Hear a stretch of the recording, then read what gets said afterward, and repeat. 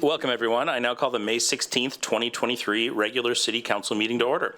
Please join me in the Pledge of Allegiance.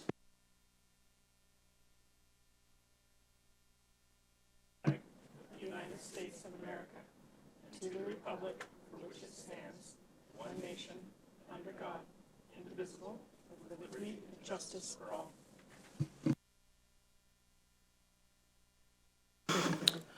The City of Bothell is now providing the option of attending council meetings remotely or in person.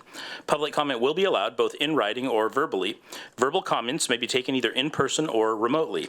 Sign-up sheets were provided online by the City Clerk's office via link from the agenda. A call-in phone number was provided on the meeting agenda for members of the public who wish to listen live to the meeting. If you have called in, we ask that you mute your device. If a participant fails to mute their connection and causes a disruption to the meeting, the connection will be terminated. At this point, we'll take a moment to take a roll call of the council members by position number. Please say here when the City Clerk calls your name. City Clerk. Councilmember Zorns? Here. Mayor Thompson? Here. Councilmember Alders? Here. Councilmember McNeil? Councilmember Menke? Here.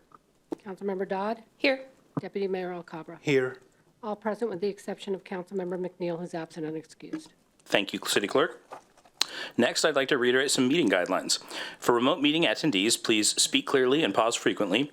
Mute your microphone when not speaking. And for council attending remotely, use the raise hand feature when you wish to speak. Not that that's relevant tonight. All right. We are going to, so under meeting agenda approval, we are going to flip the order of the proclamation so that Public Works Week is first, followed by National Gun Violence Awareness Week. Are there any other changes to the agenda? All right, seeing none. Moving on to public engagement opportunities.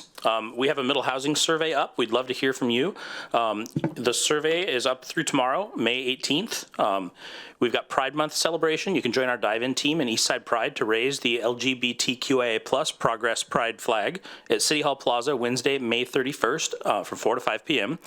And we've got a backyard wildlife habitat webinar coming on Thursday, May 25th from 6:30 to 7:30 p.m. Learn how to turn your yard into a welcoming space for birds, bees, butterflies, and other wildlife.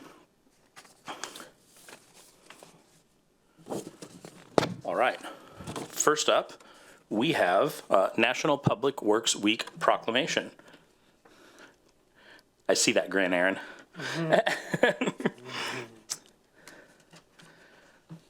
All right, whereas public works professionals focus on infrastructure, facilities, and services that are vital to sustainable and resilient communities, public health, and the well-being of the people of Bothell, and whereas these services could not be provided without the dedicated efforts of public works professionals from diverse backgrounds representing a diverse community, who are engineers, maintenance workers, managers, and employees at all levels of government and private sectors responsible for rebuilding, improving, and protecting our transportation, water supply, stormwater systems, wastewater conveyance and treatment, solid waste systems, and public buildings essential for our residents, businesses, and visitors.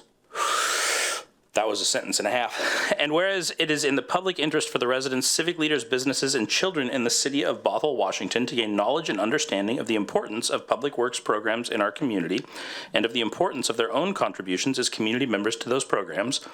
And whereas the year 2023 marks the 63rd annual National Public Works Week sponsored by the American Public Works Association, now therefore be it resolved, I, Mason Thompson, Mayor of Bothell, hereby designate the week of May 21st through 27th, 2023 as National Public Works Week, urging all Bothell residents to acknowledge our public works professionals and recognize the substantial contributions they make to protect our health, safety, and quality of life.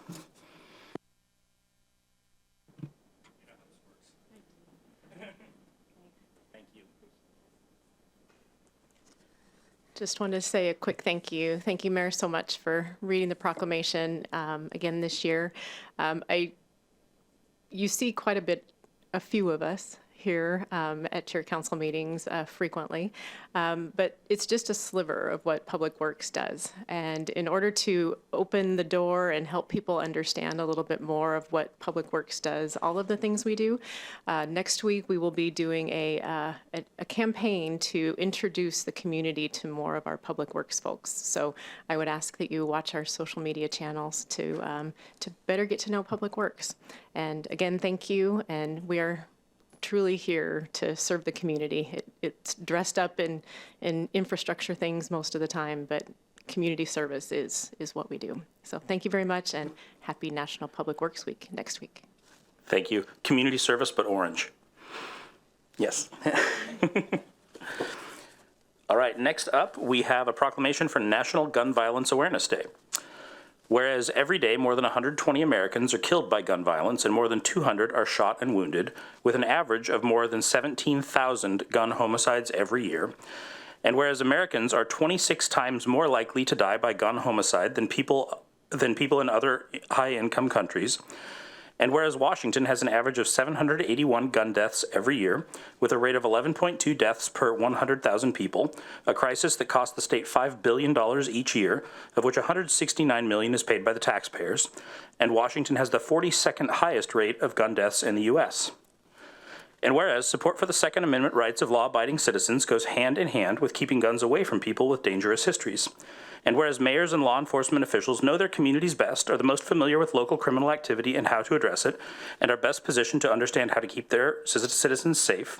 And whereas gun violence prevention is more important than ever as we see an increase in firearm homicides and non-fatal shootings across the country. And whereas in January 2013, Hadia Pendleton was tragically shot and killed at age 15. And on June 3rd, 2022, to recognize her birthday, people across the U.S. will recognize National Gun Violence Awareness Day and wear orange in tribute to Hadia Pendleton and other victims of gun violence. And whereas the idea was inspired by a group of Hadia's friends who asked their classmates to commemorate her life by wearing orange, a color they chose because hunters wear orange to announce themselves to other hunters in the woods. And whereas, by wearing orange on June 3rd, 2022, Americans will raise awareness about gun violence and honor the lives of victims and survivors. And whereas we renew our commitment to reduce gun violence and pledge to do all we can to keep firearms out of the wrong hands and encourage responsible gun ownership. Now therefore it be resolved, I, Mason Thompson, Mayor of Bothell, declare the first Friday in June, June 2nd, 2023, to be National Gun Violence Awareness Day. I encourage all citizens to support their local community's efforts to prevent the tragic effects of gun violence and to honor and value human lives. And Allegra?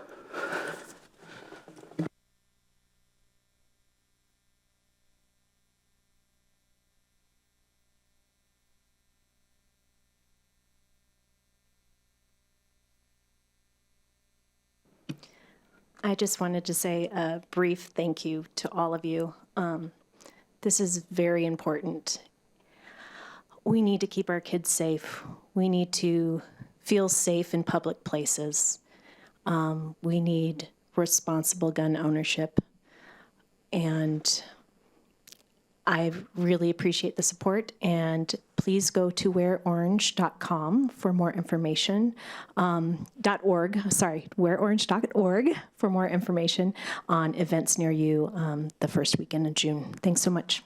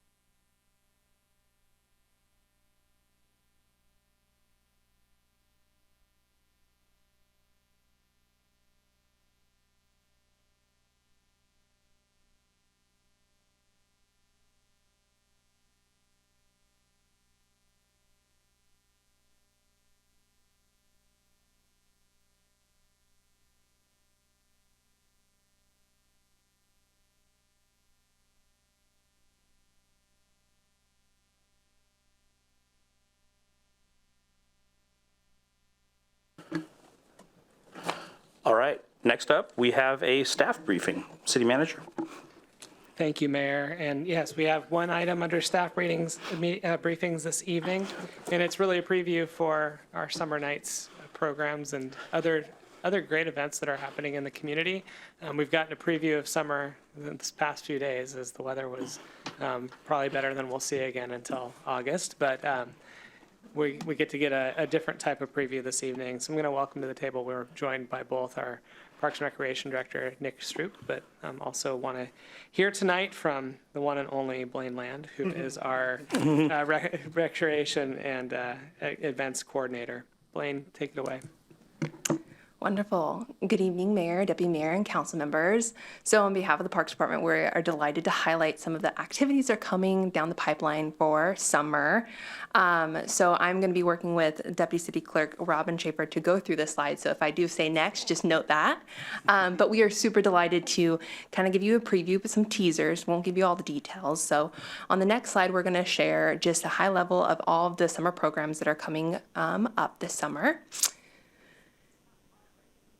That is okay. It is now cooperating. So what we wanted to highlight is that the 4th of July parade is underway and it's coming back. On the right-hand side, the folks in the room and council can see the dates and times and locations. So 4th of July parade will go kind of into the next slide about that, but Summer Nights in Bothell is coming back July 14th through August 18th. Save the dates. They will be from 6 to 9 in different activation points in downtown Bothell. Summer Performing Arts is a new program that we're excited to share later on. In addition to that, the Summer Trail Restoration Project is a new program as well. So we'll kind of move right into 4th of July and give a preview of thanks to everybody that is supporting this initiative and effort. We know it takes a tribe. It takes almost every single department, Public Works, Fire, PD, you name it. We're there to support this. We'd just like to say that the 4th of July is well underway. Marketing is going underway. We thank the communications officer, Nikki, for supporting that effort. And just that, of course, it is on the 4th, so save that. There are elements that we'll share in the next slide that's just going to give you a little bit more details. So the core elements that we have is a pancake breakfast that is supported by the fire department. That will be at from 8:30 to 10:30 down at the Park of Bothell Landing, as the former year we had last year. In addition to that, kind of around the same time is the North Shore Veterans Car Show will be hosting their car show at Pop Keeney. You can see it's from 10 to 3, so it's from pancake breakfast towards the end of the Grand Parade. We will also have the element of the Children's Parade and the Grand Parade. One of the key things that we're adding to this year with the Children's Parade and Grand Parade is just additional directional signage to help people get to those areas. Other surrounding activities that we would like to highlight is the pop shops will be hosting a little market by themselves in that corridor.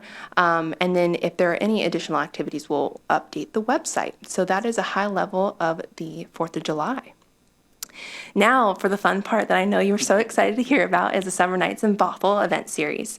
So we are doing a 6-week event series as the former year we had last year. As we know, we had roughly 3 months to turn around an amazing event, and I thank everybody in this room for giving that creative influence of how we could execute a summer series for Bothell.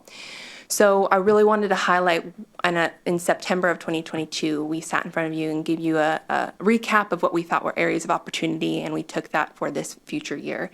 One of them was the venue and location. So last year we had it at City Hall Plaza and Main Street for the 6 weeks. We're keeping the core elements still. We're having City Hall Plaza for Cultural Night. Main Street will be Art Night, and then adding Music Night down at Park of Bothell Landing to activate that corridor as well. And then the other elements that we wanted to briefly discuss was staffing and volunteering. As you might have seen, specifically at City Hall Plaza, the road closures is a big lift, but we have readjusted and evaluated how to bestly and more effectively add support for volunteers and additional staff. So that was a key area. And then enhancing the core elements. So last year we were able to execute the 6 weeks at a good level, and this year I wanted to enhance that and build upon it. So we're maintaining those the core element of the 6 weeks with music, art, and culture, but some of those fun activities or those memorable experiences, the Bistro Lights and the Bothell sign. So excited to say the Bistro Lights are coming back.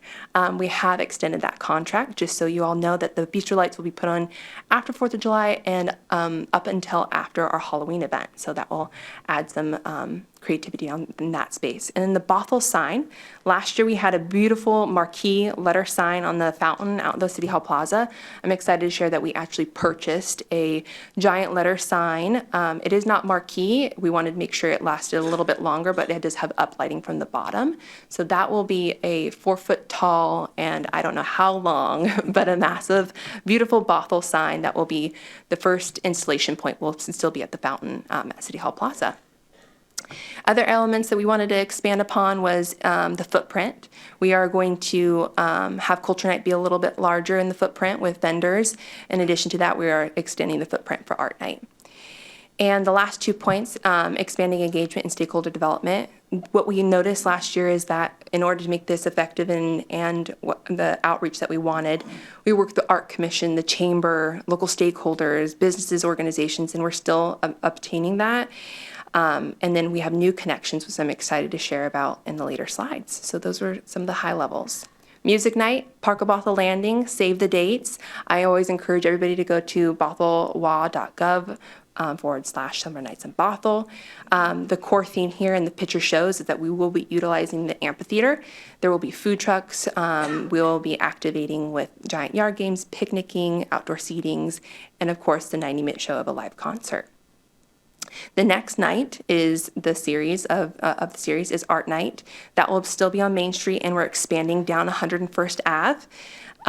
We are expanding more art, craft, and maker vendors. So we're around right now 15, but we're hoping to get 20. Last year we had 9 to 10, so that's always great to provide that equity within the art realm. There will be outdoor dining where we're working with the local businesses on Main Street. In addition to that, we're adding more food trucks, adding more interactive activities, and the performers, I'm excited that we have an amazing lineup. The lineup is listed on our website. One of them is a local solo artist, acoustic artist that was just featured in The Voice last season, so that was kind of a fun pat on the back that we got him. So I definitely recommend checking out those performers. We are locked in and booked with all that. And then lastly, the other element that was just a beautiful experience to see take place at the City Hall Plaza was the cultural night. We want to expand up beyond what we were able to do last year, keeping true to the core elements. And this year, we're excited to announce that we're working with Northwest Folklife. They have a robust platform of programics throughout the region. They were thrilled that Bothell reached out to have them come to this side. They have 150 programmers that can help with any elements and themes. I will not disclose all of the fun things that we have in place because I'm still working through all of those elements, but we can say that there will be 3 to 4 large performances on the main stage, which is City Hall Plaza. We will have the art and craft vendors, food trucks, and Northwest Folklife, of course, will draw in some creative experiences as well. So that is a recap of Summer Nights. And I'm excited to also share, in addition to that, one of the notices that we had from our community was there used to be youth programs or youth concerts at Park of Bothell Landing. We wanted to add into that, but also switch it up a little bit and put a highlight on performing arts. Performing arts is broad, and we can go from music to dance to anything. And so far we've been able to book the outdoor theater program. So this theater program is, I would encourage you to read about them. They're absolutely amazing. They're whimsical, magical, but they bring a whole different element of theater, outdoor theater performance. Their show is on the road and they're coming here to Bothell, their first time ever coming up into this region as well. So the first one will be July 16th. And to note that Summer Performing Arts, the intent is to do weekday, ideally on Wednesdays, to separate from those Fridays, the summer nights. So stay tuned for additional. And lastly, we're excited to note that we are now partnering with Washington Trails Association to do some trail restoration out in Blythe Park. We were able to start that initiative back in spring on Earth Day. One of the core areas in Blythe Park, if you know the trail system by the disc golfs, they really need some love and attention. And we have an amazing group of volunteers that have been supporting that effort. Washington Trails Association just brings out a different sort of community gathering with the work parties. So with the trail restoration from August 22nd to the 24th, there will be work parties from 12 to 15 people. They come out, they learn the elements from Washington Trails of restoring that area, and that's our target was Blythe Park. So those are some new programmatic of works. And I know the next slide is to say thank you, and I appreciate you listening to me. But do you have any questions? Oh my goodness. Jean, Councilmember Zorns? No questions because you answered them as you were presenting this. Super excited. Well, actually, I do have one question. Give me time. My brain will click on. Outdoor theater. You said this is their first time to come up this way. Yes. So where are they based out of? They're based out of Olympia. They were Okay. actually North Shore Performing Arts sent them our way. Okay. They wanted to host there last season, and unfortunately, their props are too large. So we're gonna have them here at our park. Yeah, they're based. Large props are make for fun theater. Very large props, yes. Make for fun theater. And it's so exciting to hear music happening at the landing again. It's going to feel like Bothell again. So many good things, but I'm going to let everybody else weigh in. And as I'm sitting here thinking, I'm like, oh, I wish it was starting tomorrow, but then summer would be over before we know it. So a little anticipation is good for us. Yeah. Thank you for this. Thank you. Councilmember Alders? This is really exciting. I really appreciate you being here, and it was very thorough. And I love how you're not giving everything away. You're going to save some surprises. My one question is, and this may have been intentionally vague, but you mentioned an extended footprint. And does that mean we're going to get the whole L from City Hall to Main Street, and 101st would be like all the way closed down and filled with vendors, or are we not quite there yet? So for art night, it will go Main Street. The L would be, is this 183rd? Yeah, so it'll go 101st to 83rd. So it won't go all the way up this quarter. It won't go all the way up to 101st. So we're extending that footprint. And then for the cultural night, they've done a couple site visits, just trying to understand road closures and best for those vendors coming in and unloading. So we're thinking all the way from the whole 101st and then half of the 183rd, just because we can't block off that private driveway right over here by the cottage. But it is, yeah, a little bit longer. Excellent. That's really exciting. I'm really looking forward to it. Sounds like you've made some really great partnerships and are bringing some excellent entertainment to us. Yes. Thank you. Councilmember Dodd? Thank you. I don't have any questions. I just wanted to say thank you. This is super exciting and just super great work. Thank you. Deputy Mayor? Thank you. Thank you so much. I love how every year we keep extending a month before and a month after. Soon we're going to head into the winter. Maybe we'll have an ice rink right here Yeah, you never know. next year, this year. Look at the awkward laugh. The question is, where's the budget for that? Yeah. Hey, you can come back with a budget ask, right? Okay, thank you so much. I really appreciate it. This is going to be awesome. Yes. Thank you. All right. If I look at you awkwardly long enough, are you going to have something to say, or are you good? I'm good. I'll just say Okay. thank you for all the work. I know it's a ton of work, and I think event planning is underrated in terms of work, I think, and a lot of people don't see all the work that goes into it, so thank you. Thank you. Sorry to put you on the spot, Councilmember Mankey. I just want to make sure you had your turn if you wanted it. No, I'm super excited about this. The events last year were fantastic. I am really excited to see what's coming this year. The former nerdy theater kid in me is really excited for theater in the park. Like, I am super in for that. I know you'll all be shocked that I was a nerdy theater kid. But no, I'm really looking forward to it. Just a couple questions. Actually, really just one. I love that we're buying the sign because the sign was amazing. But the lights were also amazing, and I would love to have those like all winter, and shoot even on summer nights when it gets dark late. Like, are we looking at purchasing lights too, so we don't have to rent them again, or are we looking at just renting them through the? Yeah, it's definitely a discussion that I would lean into operations side of just the bandwidth of how long we can have them and purchase them.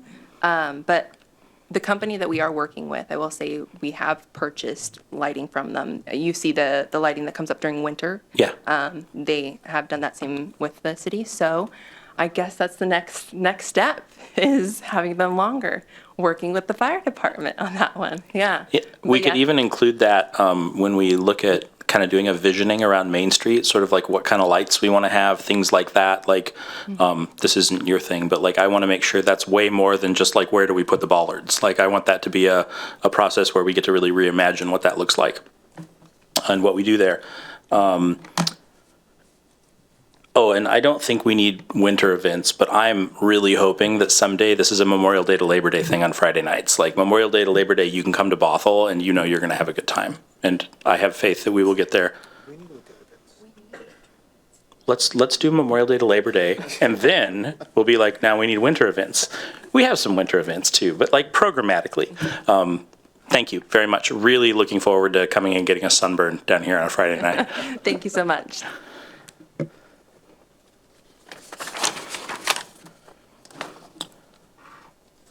All right, next up we have the city manager report. Yeah, we'll roll from the staff report to the city manager report. I only have two brief items for the council this evening. First, I know that earlier in April, it was announced that Mark Reisen has joined the organization as our interim fire chief. I'm happy to introduce Chief Reisen to the council and to the community tonight as well. He's here in support of our meeting, talking about council vision. And also I'll just highlight too that at our meeting in June, the chief will be back where, as I mentioned during transition, part of the reason for having an interim chief is that we are going to take a pause and come to council to talk about some potential study and alternatives in terms of how we want to approach providing fire service to Bothell and see what the council interest is and then move forward. But we are really thankful that we have somebody with Chief Reisen's experience of over 38 years in the fire service here during that time of transition. His leadership and his style and his just wisdom has been appreciated up and down through the organization. So we're grateful to have him here and looking forward to more to come. The second thing is I just wanted to highlight, in case your news alerts failed, that as we mentioned 2 meetings ago, the state did call a special session to address legislative fix for an expiring drug possession law that was potentially going to leave with a localized patchwork quilt of rules throughout the state. So as you may very well know, the special session was called by the governor, convened today, and both the Senate and the House then voted on a bill and moved it forward. So it'll be going to the governor, and all indications are that he will be signing it. So we were on alert to make sure that we had something to bring to council in June, if needed, to make sure that Bothell had some options for council's consideration, but it looks like we have state law. I'll just say as a reminder too, this really did just happen a couple hours ago. So, and the bill was released last night. So analysis wise, we have the high level information, but we'll really dive into it and making sure we have the pieces ready for implementation and can talk about some of the factors for our community. Best opportunity for that will be coming up on our June 6th meeting. Our state lobbyist, Shelley Helder, will be joining us.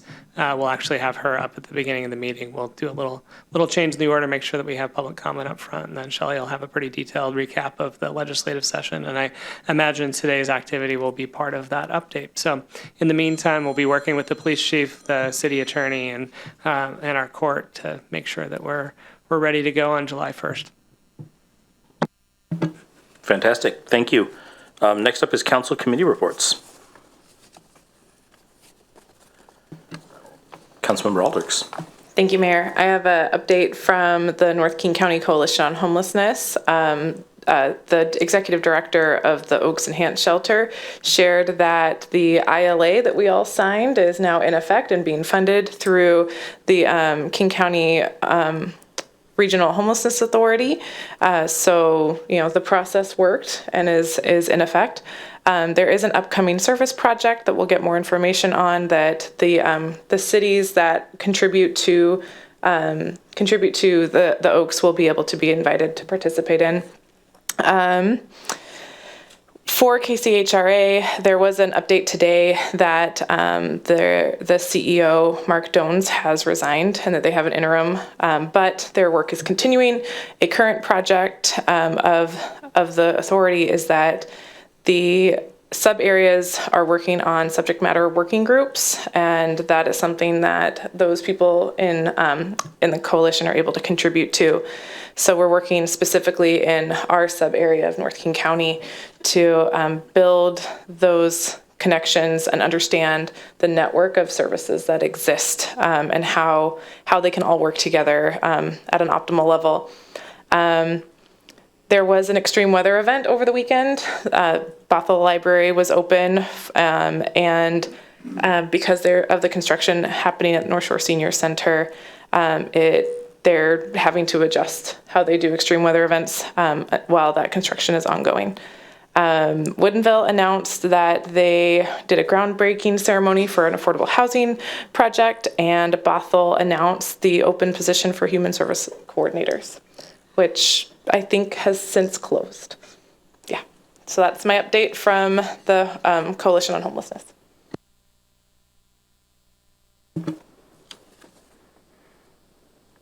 All right, next up is visitor comment. The city has accepted visitor comment in writing, as well as accepted sign-up sheets for those who wish to speak at tonight's meeting. Written comments submitted to the city clerk no later than 3 p.m. today were forwarded to all city council members and are part of the record. When the clerk calls your name, you'll have 3 minutes to speak. Please note that council will receive your input, but upon the advice of our city attorney, we do not engage in discussion of these topics. Staff will make note of items requiring follow-up. City clerk, do we have any visitor comment? We've had one sign up, and that's Mr. Mark Swanson. So, Mr. Swanson, if you want to come on up, you'll have 3 minutes. When it gets to 30 seconds, it'll flash yellow, and you know.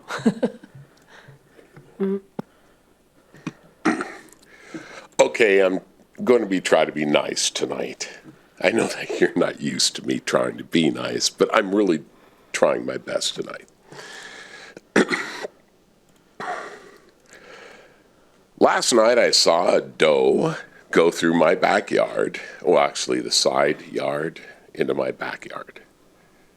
And last week I saw 3. I'm going to send you a picture, the city council and the planning staff. 3 black-tailed deer all at once going through my yard. I live between 183rd Street, Northeast 183rd Street. I'm just under the high school, just above 90th, and 180th. What kind of woods are there? Are there any? There's only my backyard. Why did I see 5 deer go along my side yard to my backyard to sleep? I mean, seriously. I'm asking that question seriously, Kyle Stannard. Why are they there?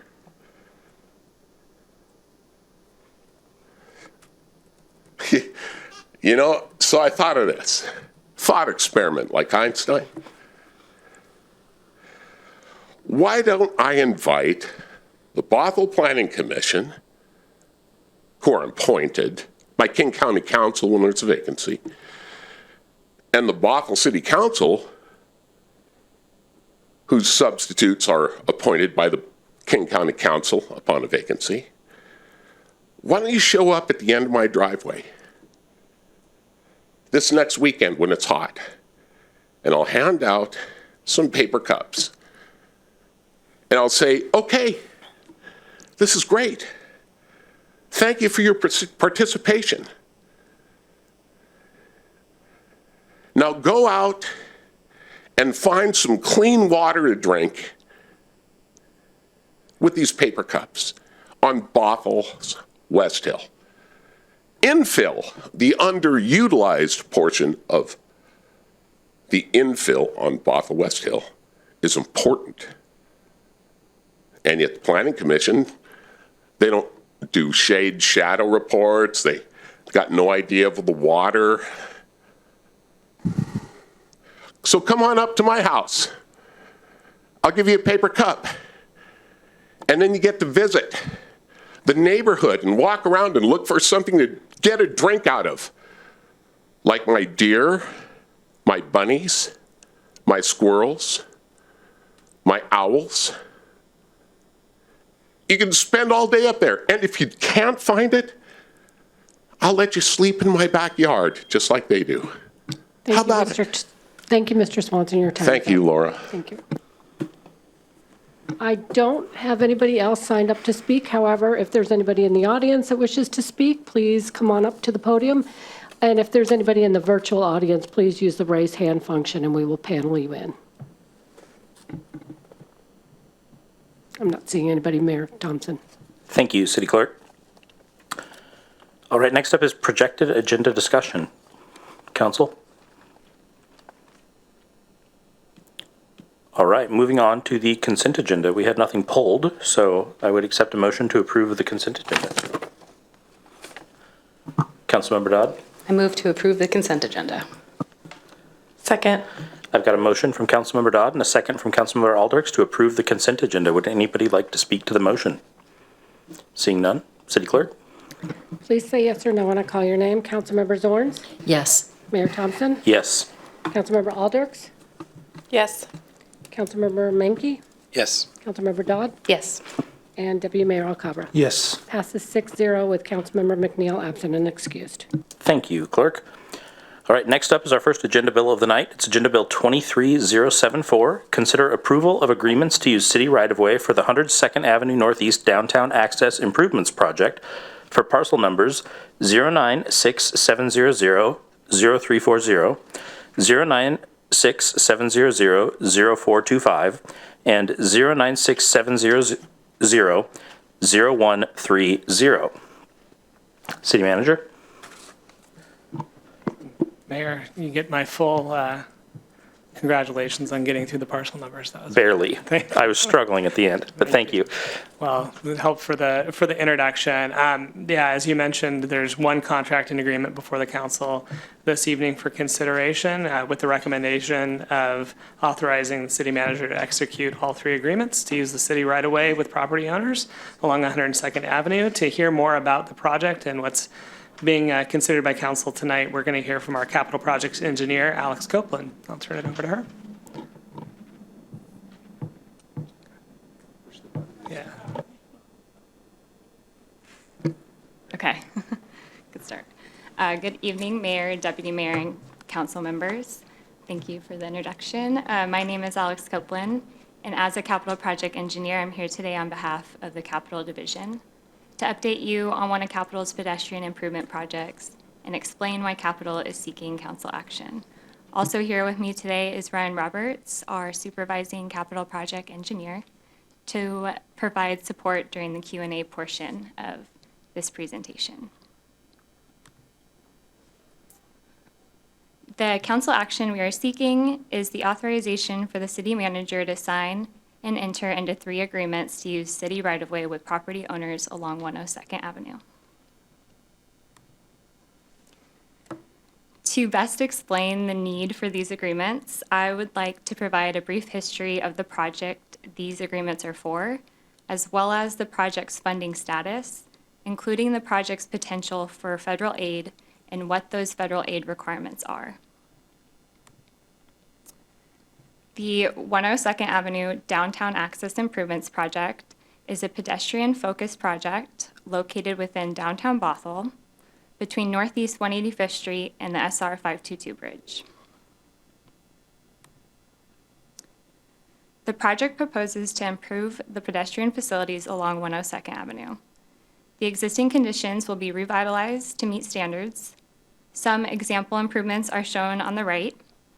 These improvements include the relocation or removal of pedestrian hazards, the installation of ADA-compliant ramps at the 183rd, 102nd intersection, the installation of wider sidewalks, ADA and Bothell standard-compliant driveways at alleys, as well as the installation of standard street lighting.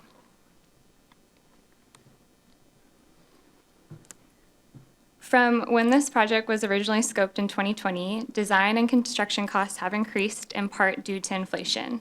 42% of the costs will be covered by Sound Transit under an established interlocal agreement. 16% of costs will be covered by the city. The remaining 42% of costs have the opportunity to be covered by federal grants. However, one of the requirements of federally funded projects is the right-of-way within the project area must be clear of all encroachments. An encroachment is any installation, device, or object that is located within the right-of-way limits that has not been authorized by the execution of a permit, lease, or other appropriate document. For the reason I'm here today, during the design process for the 102nd project, private encroachments were found within city right-of-way. Some of the encroachments were deemed to be more permanent than others, and if removed, would result in greater impacts on the property owners.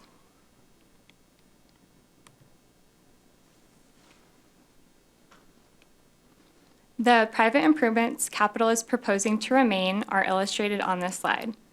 They include an ADA ramp, a rockery wall, and 2 hand railings. All of the shown improvements are only encroaching a few inches. Unfortunately, a few inches into the right-of-way is all it takes to be classified as an encroachment.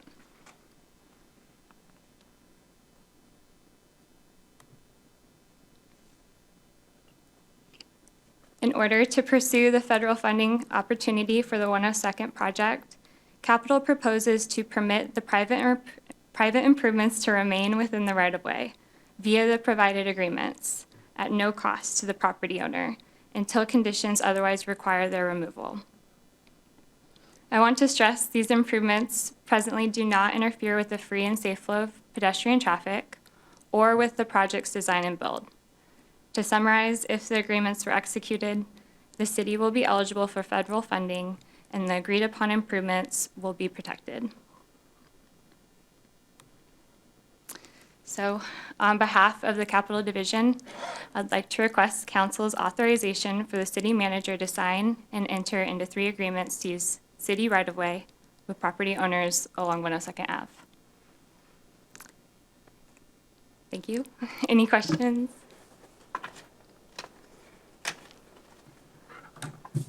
Councilmember Zorns? Well, I honestly did read my agenda packet, but not all the fine print. I did see the part, is it Bothell First Lutheran that it's going to be allowed to stay in place and unless if that becomes an issue with what, federal grants or, I mean, what would make the city move in saying we want those couple inches back? I would say development. We would, do you want to, I'll defer to Ryan. Yeah, well, eventually this particular roadway will widen to the full cross-section. Okay. So usually that's going to happen as the roadway develops along the east side. Okay. So right now we don't really need it. We're doing what we can in order to provide the access for the sound transit connection up at 185th. Okay. But to widen it to the full cross-section, Then that's for the a future would have to take right-of-way, and that's just out of the scope of this project. So Gotcha. we're trying to work with whatever's inside the right-of-way. Okay. So it's the ADA ramps that we're focusing in on. Sidewalk width right now we're not really focusing in on. Is that correct? Well, we're putting in the width of the sidewalk that we can inside the right-of-way. Okay. And then some of those items, like Alex was presenting tonight, there are some aspects, private improvements that are encroaching within that right-of-way. Right. So it's like, well, we looked at it and it's something that otherwise we'd have to tear it out. Okay. I think it'd be much more impactful to the property owner than we really need to do. Okay. I noticed the one thing that I didn't catch in the packet, and if it's probably there and I missed it, my apologies, but you had an image of it here, was the parking lot that's connected with State Farm along 102nd on the west side of 102nd. They've got a retaining wall. It's in one of your pictures. Is that sidewalk slated for an improvement, and is that just going to go into the garden area, or is the whole retaining wall going to need to be addressed? Yeah, so there's 2 rockery with that church. So to kind of use the slide, the set of rockery that's just below the cross, that will be removed and reset by city contractor. It's encroaching about a foot. And Okay. so part of the agreement and part of being a good neighbor, we offered to reset it for them back outside of the right-of-way. The rockery that's down the street from that is only encroaching about 5 to 6 inches, and there isn't enough room to push it back because there's an existing ramp. And we'll still be able to achieve a 6.5-foot sidewalk. And so to kind of balance, we propose just to keep that second of rockery there, pour our sidewalk, and protect the. Okay, so that, for the second piece, that's with the church, right? But what about further south on 102nd as you approach State Farm where the parking lot is and that big retaining wall? Yeah, that one's not encroaching. Okay. Yeah, that piece of rockery retainage is well outside of. So you're not going to have to do any major retaining wall work there or anything? No, yeah. Perfect. Okay, thank you so much. Yeah. It'll be nice when it's all done. Yeah, Deputy Mayor. Thank you, Mayor. Thank you, Alex. This is very informative. The question I had was, you mentioned you had a comment where you said one of the railings was a couple of inches encroaching, and you said, unfortunately, that's also encroaching. So how does but you want us to approve, to the city manager to sign the contracts with the property owners to keep everything as is? But if that's encroachment, how are we keeping it as is, and how does that, or are there exceptions with the federal grant application for that kind of tiny encroachment? We met with WashDOT and they were very strict. If there's anything in the right of way within your project area, it needs to be cleared, it needs to be removed, whether by us as a local agency or by the property owner. But in our local agency guideline manual, it described or defined encroachments as a device that's within the right of way that is not permitted. And so as kind of a wiggle way out of it. Oh, that's what you're doing. And keep the encroachment in there without having to bulldoze a ramp. Okay. Yeah. Because you did mention you're going to permit this, so now I'm making the connection. Okay, cool. Yeah. Thank you. Councilmember Dodd? Thank you. Actually, some of those were my questions. So that was perfect. I just want to say thank you for kind of coming up with a solution that kind of works for everybody, it seems like. I feel like a lot of times people can feel hopeless when they have this kind of work going on near them, and I think that it's just a really creative solution, so I appreciate that. I would echo that. The solution that you found is very thoughtful, and it makes a lot of sense. I can't say that the packet made as much sense as your presentation did, and so I really do appreciate this presentation making it very clear to us that this permit will allow those improvements to stay, and perhaps fix or address something that maybe wasn't addressed previously. And thank you for making it affordable and accessible to the property owners by making it free. You can't beat that. So thank you for it.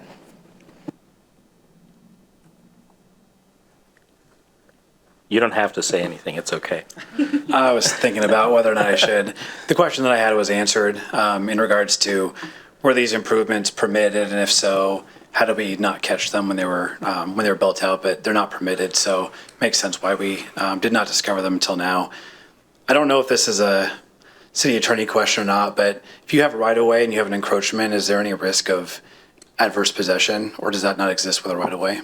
Adverse possession does not apply to governmental entities, so no, they cannot adversely possess. Perfect. That's my only question. Thank you. That was a very succinct and fast answer, City Attorney Byrne. It's pretty clear. It's day one of law school, so. We don't know that. Like, we're just impressed. A couple questions. What is being changed in terms of the existing elements of the street right now? Yeah. Do you want me to dive into that? I mean, we're widening the sidewalks 1.5 feet. Yeah. I'll let you answer instead of keep talking. Yeah, so we are widening the lanes about 1 foot to accommodate King County Metro. We're widening the sidewalks to the right-of-way line. We're removing, we're relocating the power poles. If you can kind of tell, they're right smack dab in the middle of the sidewalk. We're installing ADA compliant ramps. We're installing street luminaires, so very similar to the single head posts that meet Bothell standards. So there'll be pedestrian lighting. We're installing curb bulb outs, like vegetated bulb outs, very similar to what's shown on the right.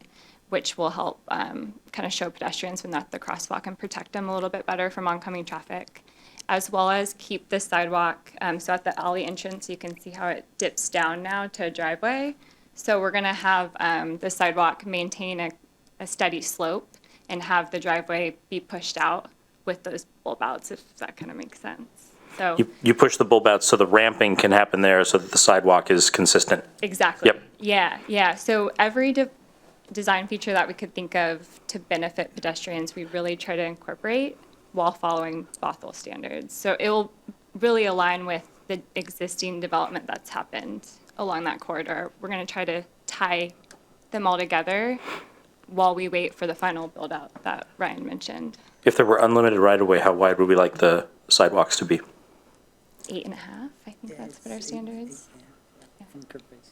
Yeah, 8.5. Okay. What our standards, yeah. I'm wondering if there's an opportunity to repurpose some of the space that's there that exists for parking to make for a better pedestrian environment, as well as, I mean, shoot, if we don't have to rebuild part of that, does it save the project any money? The lanes are getting widened. Well, right now, so let me ask. Yeah. Try to explain.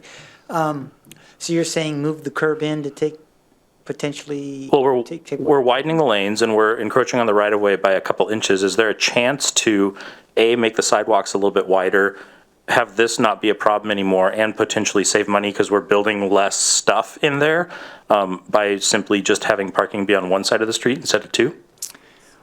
Well, right now, we did not look at doing that, but you would have to eliminate parking on one side of the street in order to develop the full width of the sidewalk. Right now, we have existing 50-foot right-of-way, and I think the future build-out, the full build-out is 52 feet, and that will happen as development happens along the way. There's part of it already happening, I think, near the corner at 185th, that development of the addition. I think there's another development perhaps in progress at the Wells Fargo property as well. So in time, you know, the whole roadway will eventually kind of build out to full width. But for now, we're compromising on the sidewalk width to preserve the parking. In a manner of speaking, if you look at it that way. Okay. I mean, we're trying to put the curb exactly where it should be in conformance with the future right-of-way width, is what we're trying to do right now. Okay. I know this isn't a design presentation, but I was just curious, and I would love to have sidewalks be the whole width. And I mean, I parked tonight at the park and ride down there that's like, you know, a couple blocks away from everywhere here, and there's tons of parking everywhere. And we're gonna live with this for the next whole lot of years. And as that gets developed out, we're gonna have a lot more people walking there. So Kyle's probably like, hurry up, this isn't what the presentation is about, but I would like to see that.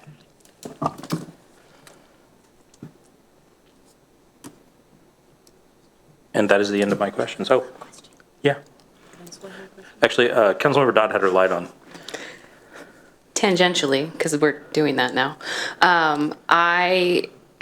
There's a fire hydrant right at the end of the road, and everybody parks in front of it all the time. Fun game when you go to eat on Main Street. Are you guys going to make that a lot more clear with, okay, perfect, you already know the problem. Yeah, it's going to be relocated. Oh, into even a better. vegetated bulb out so no one can park. Yeah. Okay, I'm always like, but I never actually see anyone parking there. So, plus I don't know how to be like, please don't park there. There's a fire hydrant without sounding like a total nerd. So, thank you. Councilmember Zorns? Quick question. I had it, but I didn't write it down, so it didn't linger.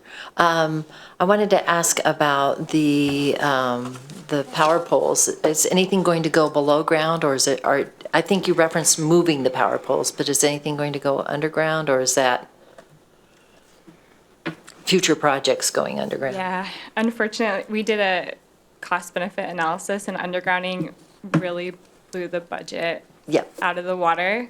And so Bothell standards require developers to underground. So with that in mind, they'll underground, say develop. Eventually. Yeah, the parcels. Okay. But we definitely, the first intent was to underground the utilities. But once we saw what was.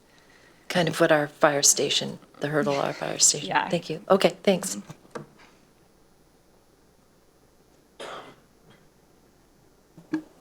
I will accept a motion if there are no other questions or comments. Councilmember Mankey's been stared at enough tonight. We should leave him be, unless he has. Go for it. I'll make the motion. I motion to authorize the city manager to execute all 3 agreements to use city right-of-way with property owners along 102nd Avenue Northeast. I second. I was told to second. The council members. All right. We have a motion from Councilmember Mankey and a second from Deputy Mayor Alcabra to move the recommended action. And I don't think those are words I've ever said in that succession before. Would anybody like to speak to the motion? Seeing none, City Clerk? Please say yes or no, and I call your name. Councilmember Zorns? Yes. Mayor Thompson? Yes. Councilmember Alders? Yes. Councilmember Mankey? Yes. Councilmember Dodd? Yes. Deputy Mayor Alcabra? Yes. Passes 6-0 with Councilmember McNeil absent and excused. Thank you, City Clerk. All right, we are going to break for 10 minutes. It is 6:55. We will be back at 7:05, and we will be conducting a study session in council chambers. We will see you at 7:05. Recording stopped. All right, next up, we have Agenda Bill 23075, a study session regarding Canyon Park Transfer of Development Rights Program. City Manager? Thank you, Mayor. And we have 3 study sessions tonight, and I think we're going to have some bookend. We got TDR at the end. We've got some public works, and in the middle we've got a lot of council vision. But first up, we do have a topic that I think is really important and also requires some backgrounding and information. So we're lucky to have great staff and team here to support it. I'm going to turn things over though first to Jason Greenspan, who's our Community Development Director. He's going to give a brief introduction and make some introductions of staff as well and send us on our way. Thanks, Jason. Thank you, Mr. Stannard. Thank you for holding this study session this evening to discuss the draft Transfer of Development Rights Program for the Canyon Park sub-area. You'll hear us refer to Transfer of Development Rights as TDR interchangeably. Also grateful to be talking about something other than the usual suspects tonight. So this is probably the first time this has been on the council's agenda for a while. So TDR in Canyon Park would help streamline the construction of a physical base for Sound Transit's bus rapid transit system and fleet to serve as an essential public facility that will provide our residents and employers with expanded multimodal transportation options. Here this evening is Ashley Winchell. She's our Deputy Director of Community Development and has been serving as the project manager on TDR in Canyon Park since I think probably your first week, which is just about a year ago now. Also from Sound Transit this evening is Gary Yao and Rick Kapka. And I believe on Zoom is Andrew Bjorn, our consultant from Burke. So just some quick background. Bothell's 2015 comprehensive plan delineates the Canyon Park sub-area with specific edges, and Canyon Park is also identified as a regional growth center by the Puget Sound Regional Council, also known as PSRC. And the City Council adopted Canyon Park sub-area plan in 2020, and a key goal of this plan is to meet both employment and residential growth targets established for this section of Bothell and Snohomish County. The sub-area plan recognizes that essential public facilities may not always be capable of meeting minimum development levels, like minimum floor area ratios or minimum residential densities because of their unique operations. So, in order to meet the PSRC Regional Growth Center obligations, the Canyon Park sub-area plan envisions the development of a TDR program. Bothell's adopted comprehensive plan and the Canyon Park sub-area plan acknowledge TDR as a voluntary, market-based, and flexible option to meet housing and employment targets in Canyon Park to accommodate an essential public facility like Sound Transit's Bus Base North. So with that, I'll hand over to Ashley and the team, and they'll walk you through a presentation, and we're all here to answer any questions you might have. Thanks, Jason. So again, tonight we're going to talk about the Transfer of Development Rights Program in association with the Canyon Park Sub-Area Plan and the Bus Base North project. And we have Sound Transit here tonight too to talk a little bit about Bus Base North, because I think it's really important in context of this, of why we're moving forward with transfer of development rights right now. So tonight we're seeking feedback from City Council and also looking to provide you all with information on this proposal, and then discuss scheduling a public hearing for June 6th of this year.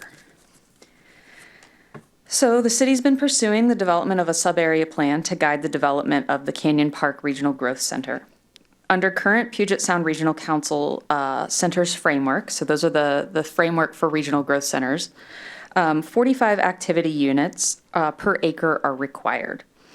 One of the challenges, though, in Canyon Park with achieving target activity units is the development of the Sound Transit Bus Base North. So we recognize that this project, that Bus Base North, is really important to delivering bus rapid transit to our community, but also the buses have to go somewhere and be maintained somewhere. And so the site that's been selected by Sound Transit is in Canyon Park. So this maintenance facility is intended to provide maintenance and storage for the Sound Transit bus fleet, and it's again planned for a 12.5 acre site in the Canyon Park area.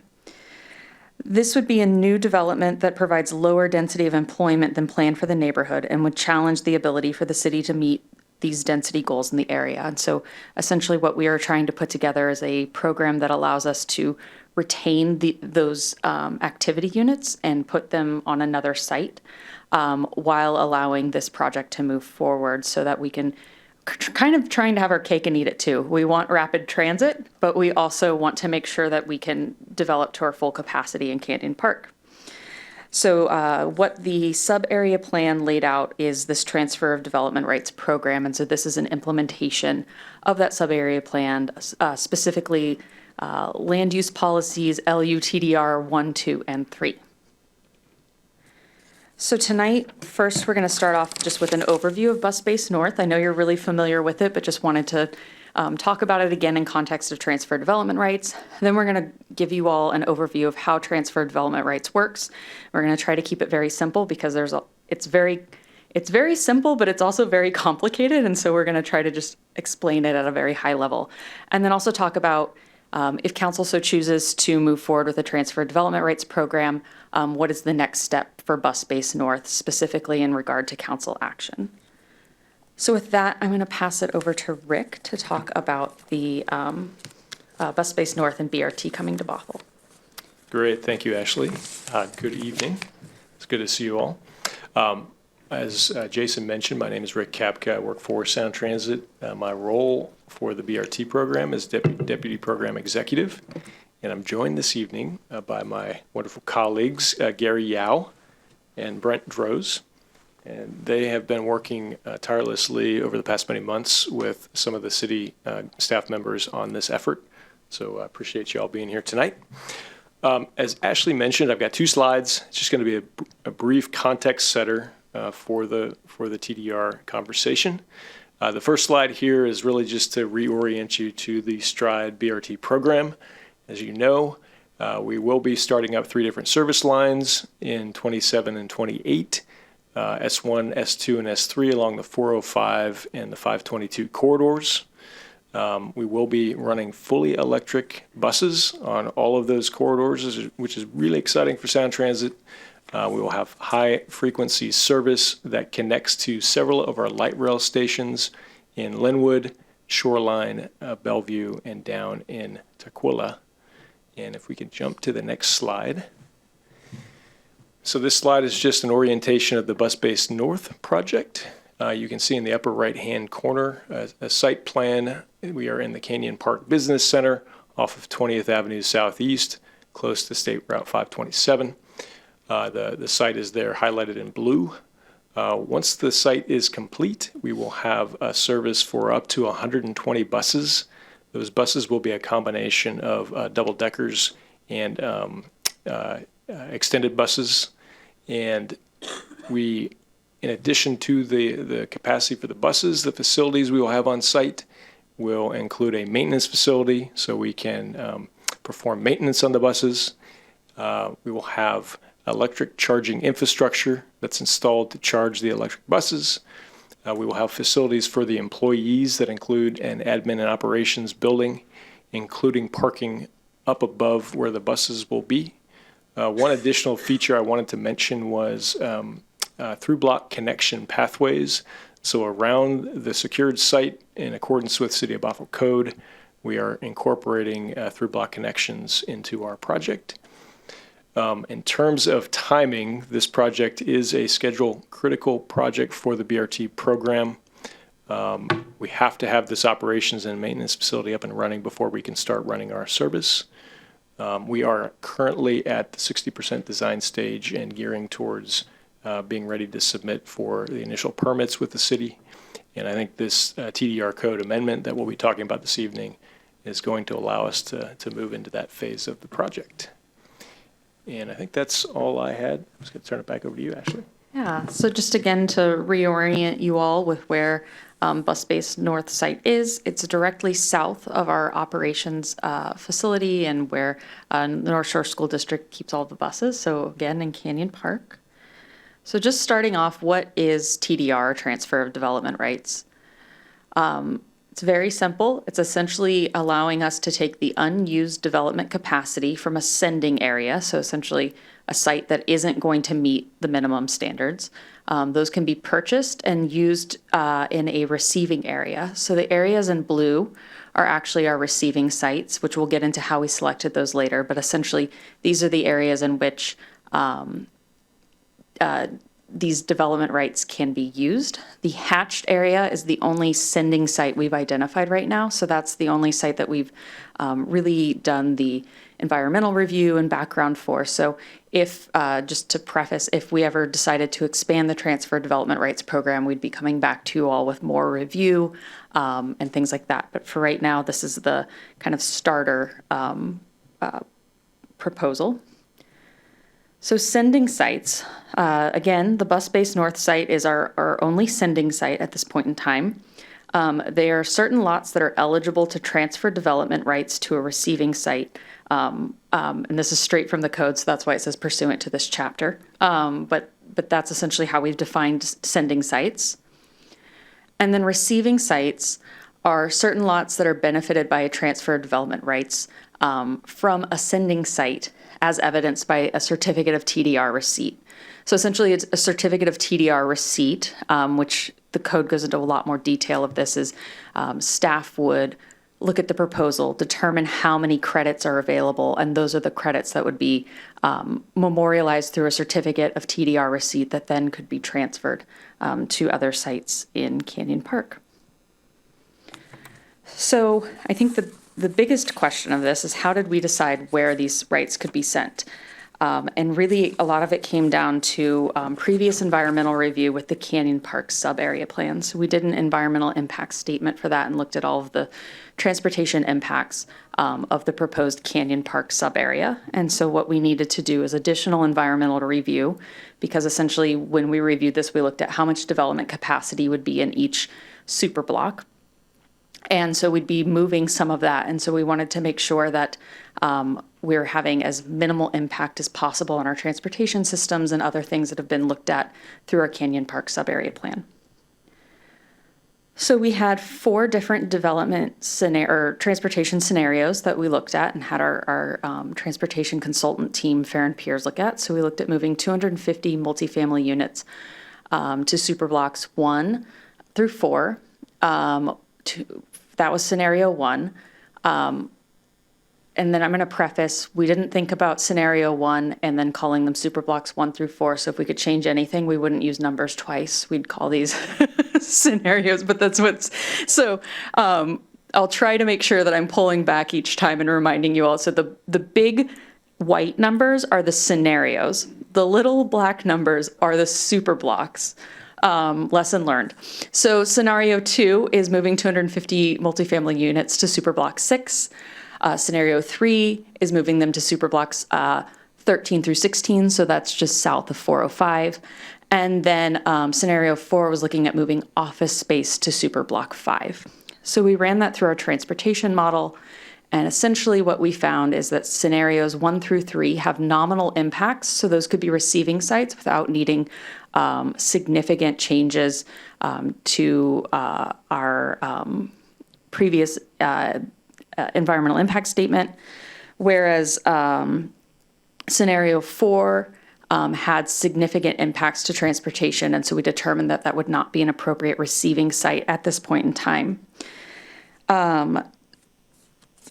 So then again, if we were ever to expand this program or shift things, what we would want to do is do additional environmental analysis and determine if we needed to propose some form of mitigation or something to allow this beyond these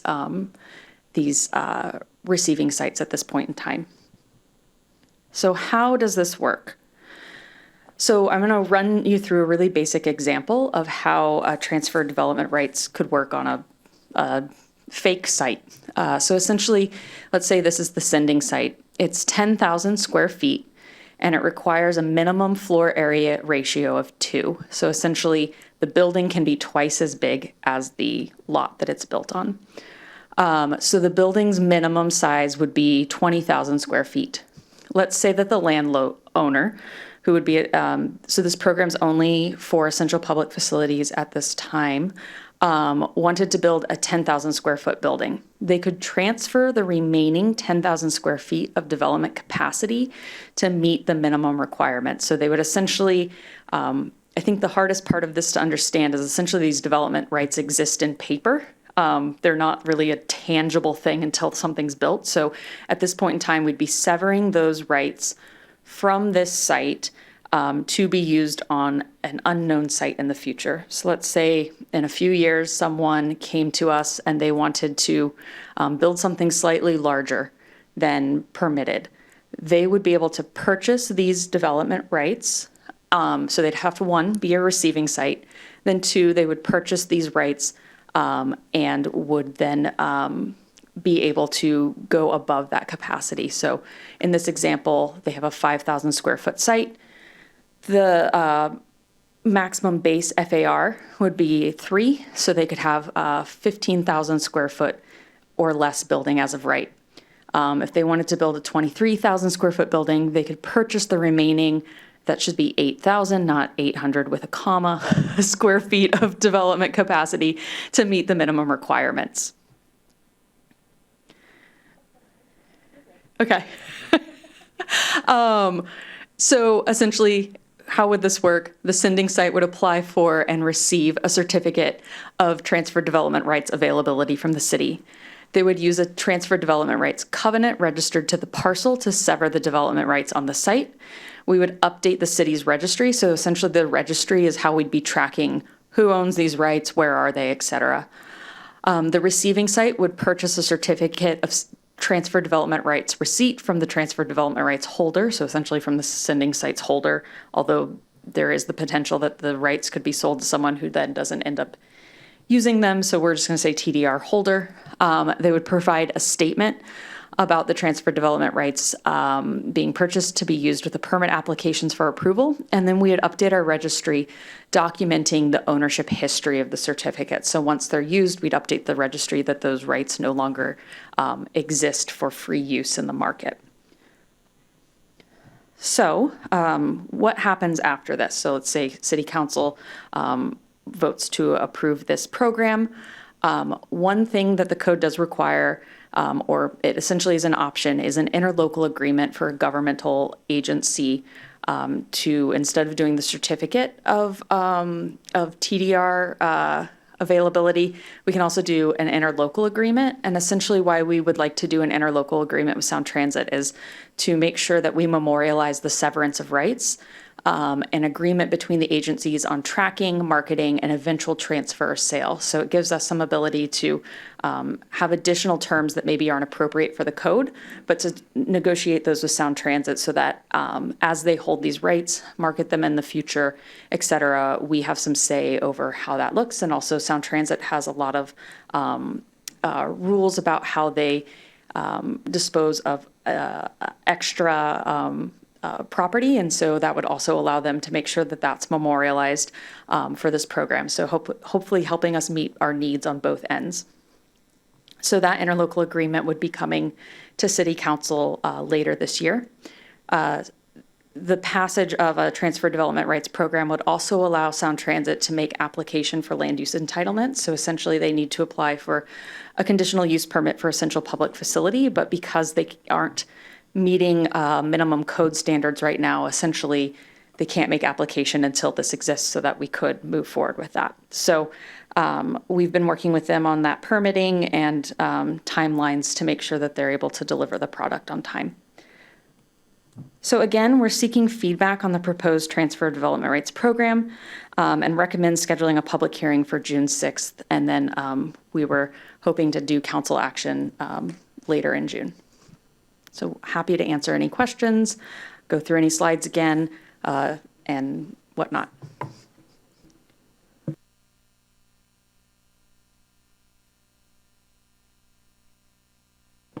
You may regret that. There were some slides that I had questions at the time. They're gone. So hopefully somebody else will think to ask. I do, yes, with the ILA, that's very prudent. I'm so grateful you guys do what you do. I was trying to think when I first started hearing about TDRs, and I think it's been easily over a decade ago, and I'm thinking we're just now talking about putting TDRs into action here in the city. There's a lot that I like about TDRs, but TDRs are like any other great idea. It needs some moderation. Every now and then I hear someone say something really disparaging about NIMBYs, and I think, yeah, but wait until it's your backyard, and then it's going to matter. So looking at the map, I guess that was one of the first map that you put up in the northeast corner on the receiving sites. Any of those single-family homes, I don't believe any single-family homes are included in the receiving sites. I'd have to, I'll make sure to know for the hearing, but I don't believe there's any single-family homes in there. Because my first filter is, who are the neighbors, and is it a very different land usage that's happening on a TDR? Because someone may think that a certain size building's coming in next to them, and then it doubles in height, and that's, in theory, with a TDR. In theory, it doubles in height, and now what do you have next to you? So, but I was trying to think of what's all there, and I don't know if there's any single families on the most south edge. I think Andrew has something to add. He might be getting ready to add the same thing I was going to add, but I'll let him go. Oh, no, you go ahead. You go. Oh, all right. So, I mean, the sites to the north in Thrasher's Corner, there is one location that's like a self-storage facility that's less likely to be redeveloped, but the Fred Meyer is there, as well as a strip retail, large parking lots. Those are areas that, I mean, you already have the Swift line going down the Bothell Everett Highway, and it's likely that those are areas that would potentially redevelop. But the other areas to the south, I mean, all of this is zoned for multifamily development. We haven't identified anything that would be currently single-family development. Perfect. And the areas that would really impact single-family development are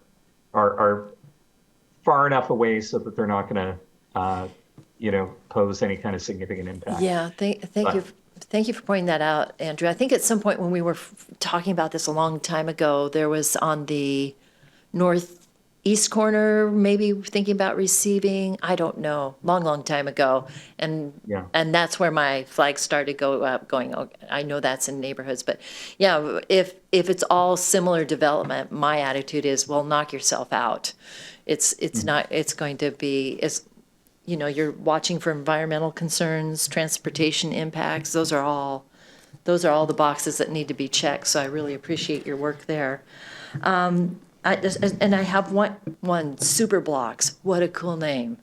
I don't know who thought of that, but that was a cool name to describe what's happening. I do have one question because this is a rabbit trail. We have MFTs in place here in the city. Nobody's using them. And so my concern is if we're taking away density that's being developed for 12.5 acres. How, is there any chance that we're going to have to incentivize somebody to be a receiving area for that future development? Or is it such a sweet deal that most future development will be like, yeah, I'm going to buy those TDR rights? I'll let Andrew start with this one because so a lot of research was done on the marketability of these, Yes. and Andrew's kind of the expert on that piece. Yeah, and I should add too that I've been working with the Department of Commerce on their MFTE program, on advice on MFTE to communities, so I can speak to that as well. When we were doing the market analysis for this area, looking at MFTEs and other incentives were specifically included in the analysis. So looking at how they would improve the feasibility of development in these areas is already incorporated into our model. What we've also included, and it's incorporated into the code, is an additional parking incentive. So if you're adding units with credits, you don't need your parking requirements are reduced for those additional units that are being provided. And when we're looking at development incentives, they can be pretty complicated, but typically parking is the limiting factor in a lot of cases. So that was one of the elements that we had identified as being pretty critical for this to be adopted sooner rather than later. But this isn't really going to impact the use and adoption of MFTE. It's more of just looking at ways of incentivizing additional density over and above what would be allowed there. Okay. MFT is more about, in this area, incentivizing affordable units separately. So quick question. Could someone who is going to take be a receiving area, can they go ahead and use MFTEs kind of do it, not double dipping, but apply MFTEs if they're going to be a receiving area and going up in height?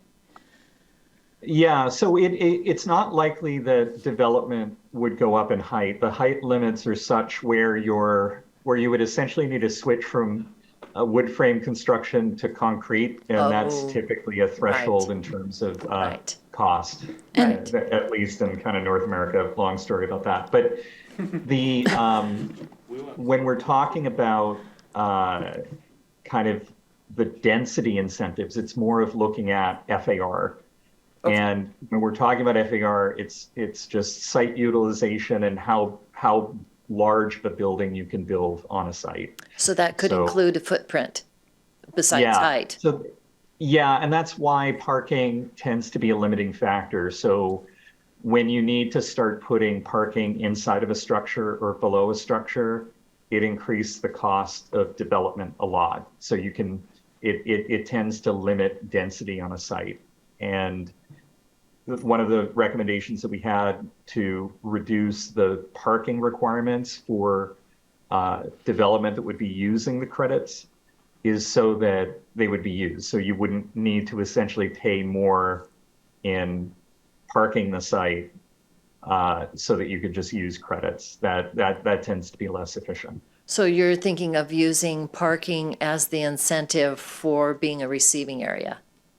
It would be one of the incentives that would offset the cost. I mean, the challenge here, and I mean, what you notice across the region is that high-rise buildings are really only built in like Seattle and Bellevue. And if you look at like the King County TDR program, a lot of those TDR rights just get funneled into South Lake Union. And the reason is that the land costs are so high and they just want to put and the rents are so high that they just want to put as much density as possible in those areas.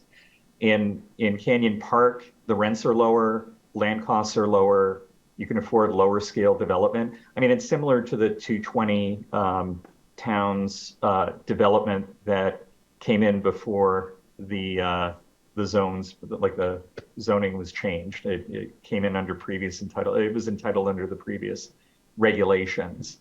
That development, which is right next to the Romac site, and close, and actually on the same super block as the bus base north site. That's lower scale development. Oh yeah, great. Thanks for pointing that out on the screen there. Right. That's at a lower scale of development than what we would want to see in the Canyon Park area, and that's why we would want to encourage it through parking incentives, through TDRs, things like that. One last quick clarifying question, then I'm going to yield the floor to other questions and comments. The receiving sites for this TDR are going to stay within Canyon Park. They're not going to go to other areas, correct? Yeah, and one thing to note with this program is that it's calibrated so that it hits the PSRC's activity unit targets for Canyon Park. Okay. And I should note that this is, I just noticed with this, the boundaries that are on this map here. I should have picked this up. I'm sorry about that, Ashley. There are some changes to that map, but it's essentially, it's trying to just hit the activity unit target so that we're meeting that 42 activity units per acre target. So we want them to be in Canyon Park. Okay. Now I'm going to apologize to everyone. I have one more question, then I'm really, truly done. I'll go with one. Thank you, Andrew. Have we received any public comment on this process for or against this? We have one public comment that was shared with Planning Commission. It'll be in the packet for the public hearing from the Canyon Park Business Owners Association. Perfect. Okay, all right, thank you. And then there was one thing I just wanted to add in conversation on the height, is this only allows you to transfer the FAR. The maximum height allowed by code would remain. So all of the neighbors or anyone who participated in the Canyon Park process could still expect buildings at the same maximum height as allowed by the code. It would just allow them to have more footprint, and the way that height works with FAR is another complicated thing that we'll leave for another night, but it wouldn't change any expectation if there are any adjacent property owners of what was presented with the Canyon Park sub-area plan. I'm going to jump in. Thank you very much for this. I was on the Planning Commission in 2020 when we finalized this plan. It started long before that. And I appreciate that the TDR program that you've designed really respects all the work, the existing environmental scoping, because there's a lot of sensitive areas around there that also need consideration. It was funny, Councilmember Zorns, that you mentioned backyards. This has been my backyard for 30 years, essentially. So I really appreciate keeping the TDR within the sub area and really to places that could be great walkable zones where people wouldn't have to go far for everyday services. So I think it really honors the work that went into the sub area plan and the goal of having a really vibrant growth area. So I appreciate it, and it's awesome. I did have one question. It's a little around. I saw today an article about ST3, and it alluded to comments. It didn't quote anybody about permitting issues specifically with Bothell. Is this the permitting issue around TDR and getting that program finalized? It was in the Urbanist, and it was just today. The Urbanist? So, yeah. I hadn't seen the article yet, so Okay. you're faster to me than that I am. But I can't speak to exactly what permitting issue is referred to in the Urbanist article. So, Okay. But I can research that and get back to you. Yeah, I just would Yeah. want to know and have really open conversations. Sure, Yeah. sure. Yeah, Thank you. I appreciate it. no problem.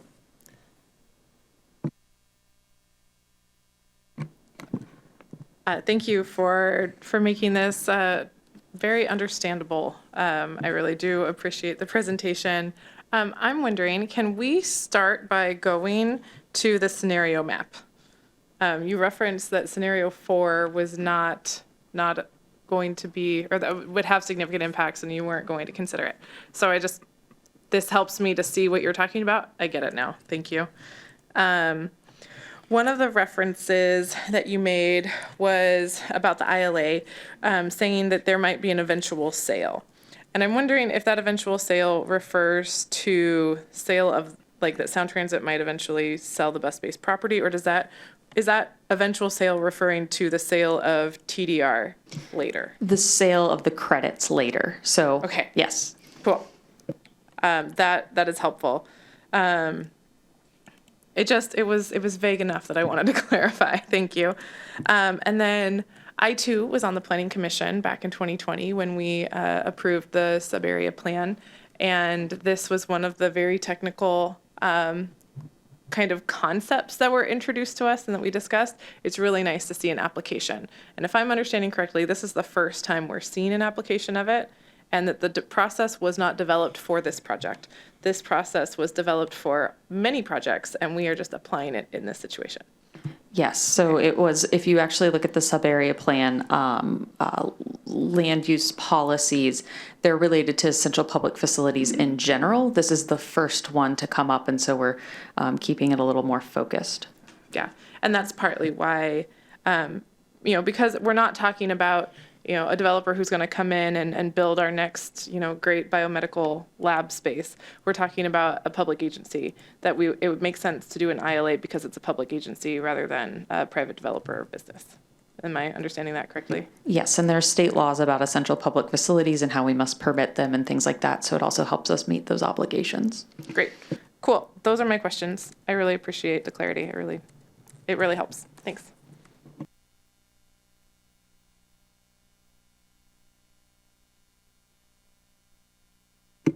I'll go, because I don't have to wait in a study session. All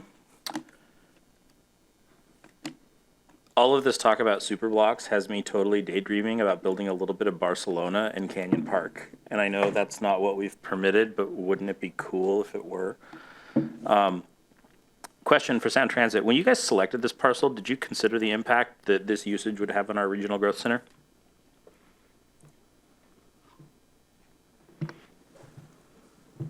That's a good question.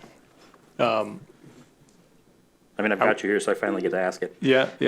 I will say yes. Okay. I will say yes. Sound Transit did probably consider that back when it purchased the site many years ago. Yes. Okay. I see in the renderings up there, we put parking on top of the building. Is that something that you want at the location, or is that something that our regulations are requiring you to build? It's something that we need. Okay. So the site has some unfavorable ground and groundwater conditions. And so when we're trying to fit all the buses we need to fit, as well as all the employee parking, we've got limitations. And so we chose not to go down and build an underground parking floor essentially for employees. And we chose to go on top of the buses. Okay. So it's out of it's your decision. Necessity. It's not something we are mandating. That's what I was mostly getting at. That Bothell's mandating. Cool. Now. Well, we put parking on top of buildings. In other countries, as close as just up the street in Vancouver, they build housing on top of buildings used for essential public services.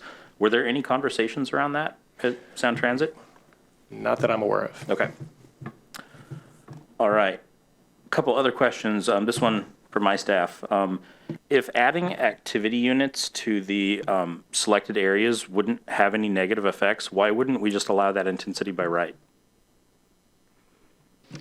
I wasn't here when we developed this, the sub-area plan, and so I'm assuming based on public comments and our environmental review and the required activity units, that we were looking for something that would, meet all of the things that went into consideration for the sub-area plan. Okay.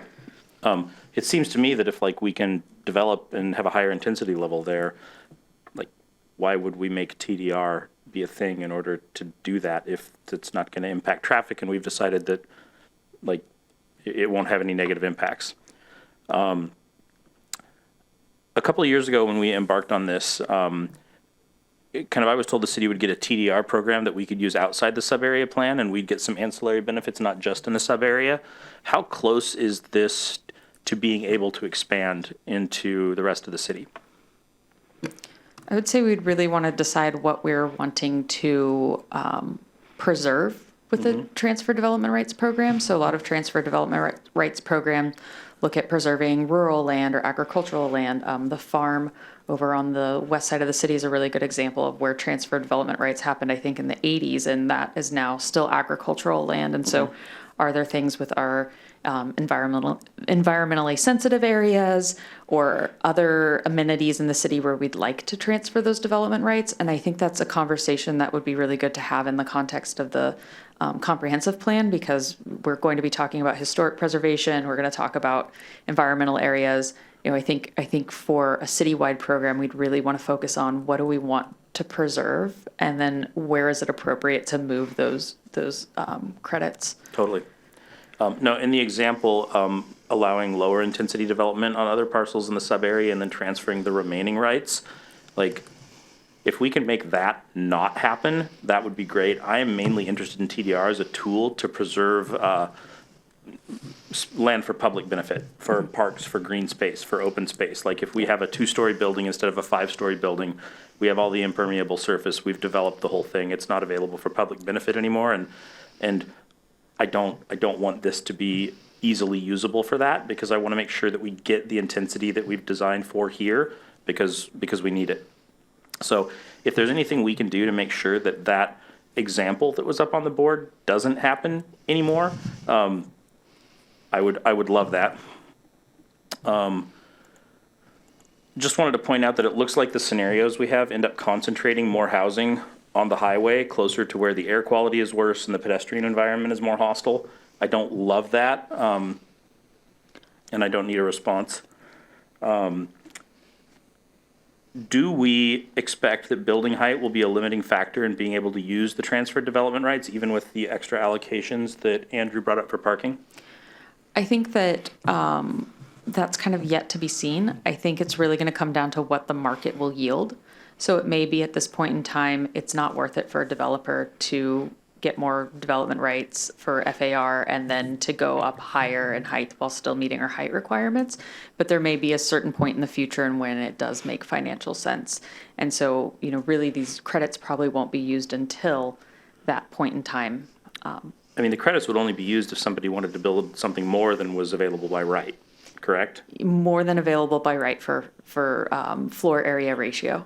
And I guess what I'm asking is, does the math work to transfer development rights and allow for that higher floor area ratio than is available by right without going higher on the building?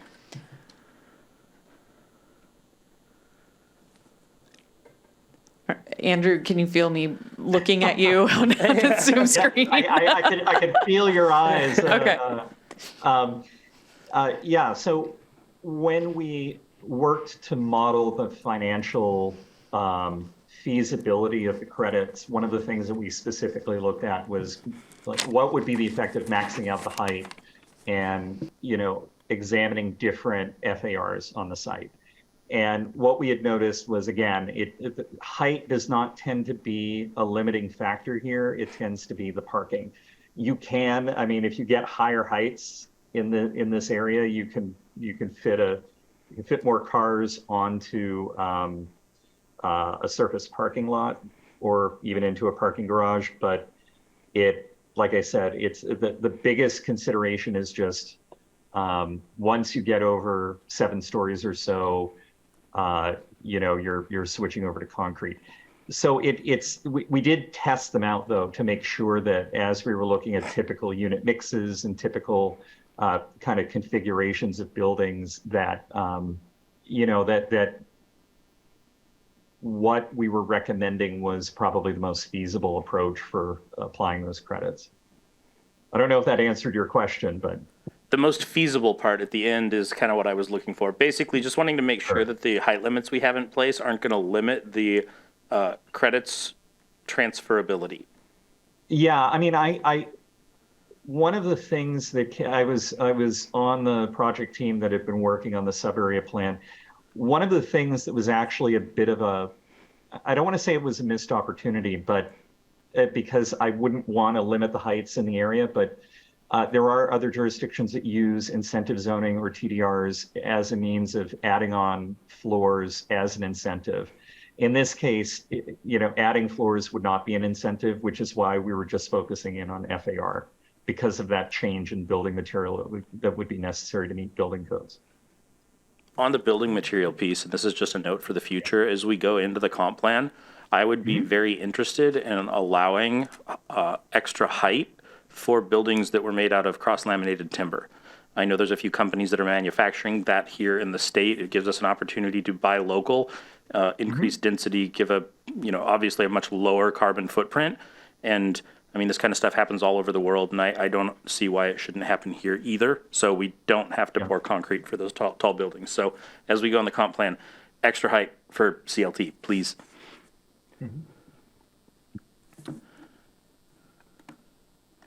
And that's my list. Thank you.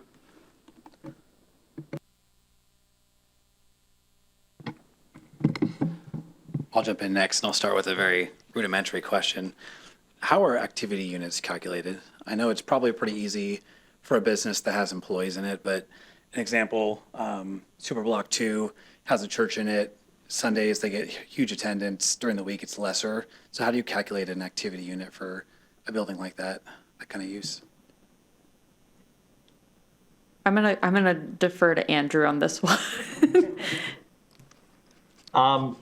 So I was not involved directly in calculating out the activity units as part of the sub-area plan, but essentially it was based on assumptions about employee yields per square foot of commercial property. I can look into, because there's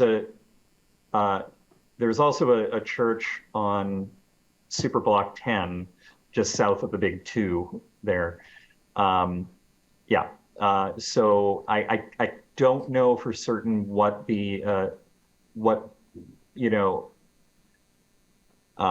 whether that was examined as part of current conditions, but it was more looking generally at, like the planning was looking more at generally in the future, what could it be built out as? And if we were looking at office buildings or flex space, what would be the expected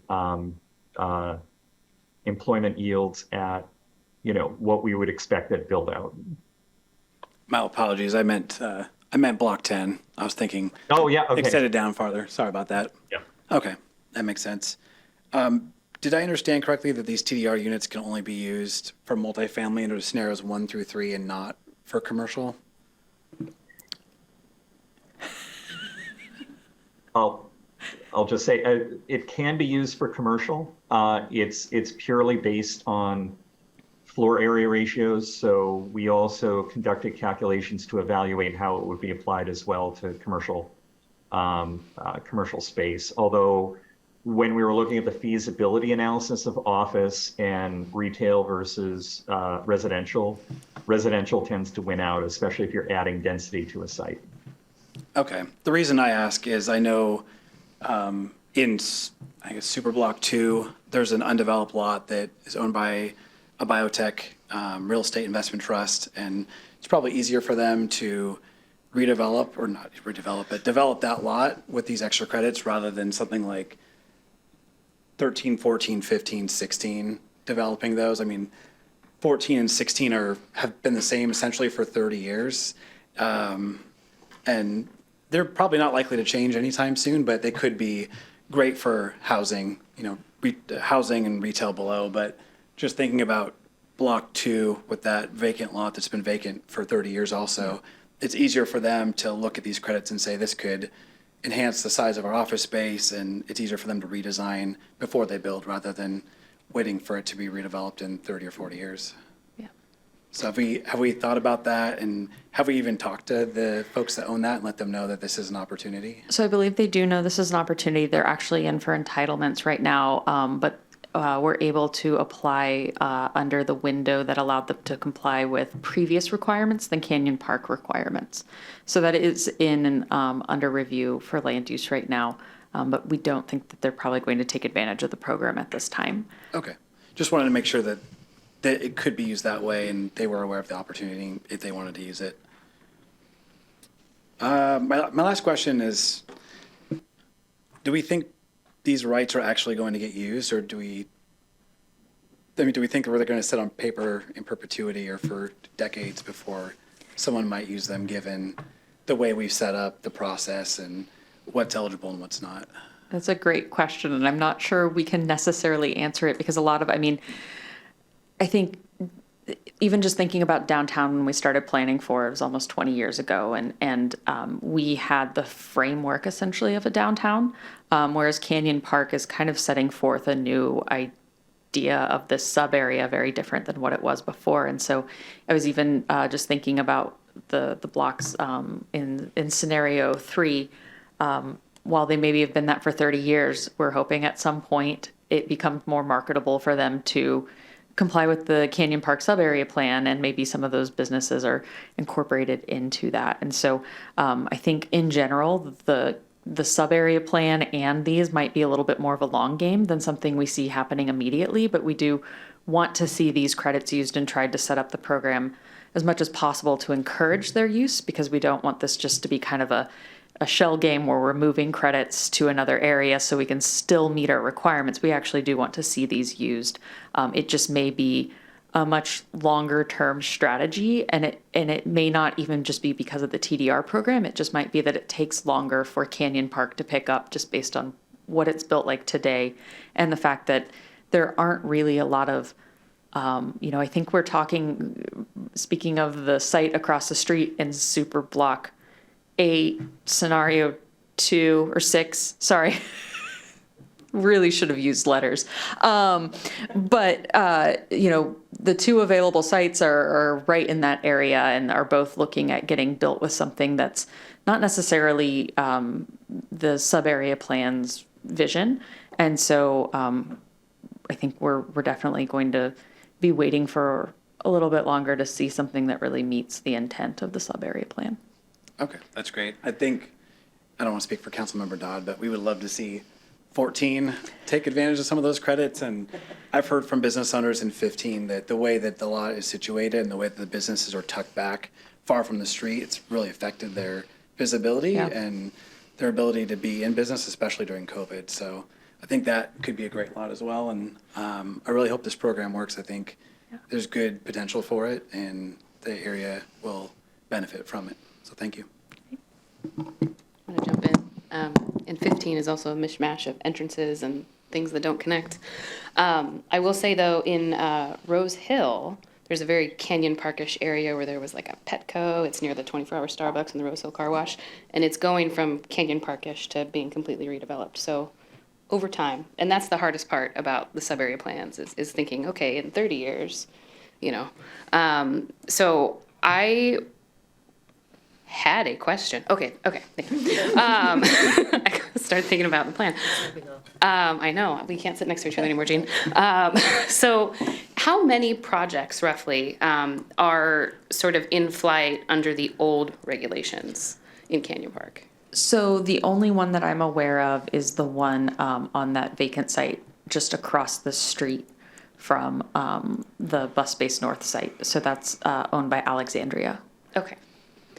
That's okay. Thank you. Yeah.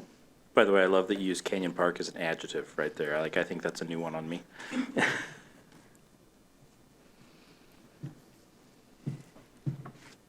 I think our guests want to leave very soon, so I'm good. Okay. Can I ask for a history lesson? I'm so sorry. I realize if people want to leave. But so you mentioned that what was formerly a dairy on West Hill had a TDR program related to it. In the 30 years since they were a sending site, right? Have all of those rights been received? I would have to look into that further. So that was a program through King County. I would assume those rights have been received. And I think we were assuming they probably went somewhere in Seattle, but I can see if I can find any information on that before our next meeting and just give you all an FYI of where those rights went. There's like an old Seattle Times article about it, and I want to say they went to Seattle, but if you Google like Magnolia Dairy, I think it will come up, or Ashley will find it either way. But yeah, I was just going to call Jeff Smith because when he gave me a tour, he told me the whole history of it, but I'm not absorbing it right now. I'm really sad I didn't get the Jeff Smith tour, by the way, before he retired. I know. I guess the reason why I'm asking is because if we've already had experiences with TDR in the city, like to Councilmember Mankey's question of like, what if they just sit there for 30 years and nobody buys them? And it's like, well, we do have an example of like, in the last 30 years, 40 years, have they been bought? Yeah. And so that, I think that at least demonstrates whether, we've had experience with this before. It just maybe isn't familiar or new-ish enough for us to all recall it. Sorry, one more question. Made me think of this question. If the TDR units don't get used, does that put in jeopardy our regional growth center designation? No, this was set up in order to preserve that designation and preserve those rights. So essentially, as long as we have the capacity and permit for it, we should be good with our designation. Okay, great, thank you. Is there any way in this that we could make it so any parcel in the city could be a sending parcel if it were used for public benefit, i.e. if there's an opportunity to acquire land for a park somewhere where we need it, we could use this without having to adjust the code for the TDR? So this is specifically in the Canyon Park section of our code. So I think what we have is good bones for language we could use for that. But we'd have to do additional analysis and again, kind of figure out. So like if we wanted to say if the land's being used for a park, for preservation of open space, for a school, those might be some, I think, like a lot of cities in the area with the comprehensive plan, we're going to be grappling with. We don't have a lot of land left, but we have a lot of population to accommodate. And so can we use this in some way to preserve capacity without, losing some of those things that are very important to people in Bothell? Can you explain in like a minute or less how it helps us? Because I can get this answer later because it's not relevant for tonight.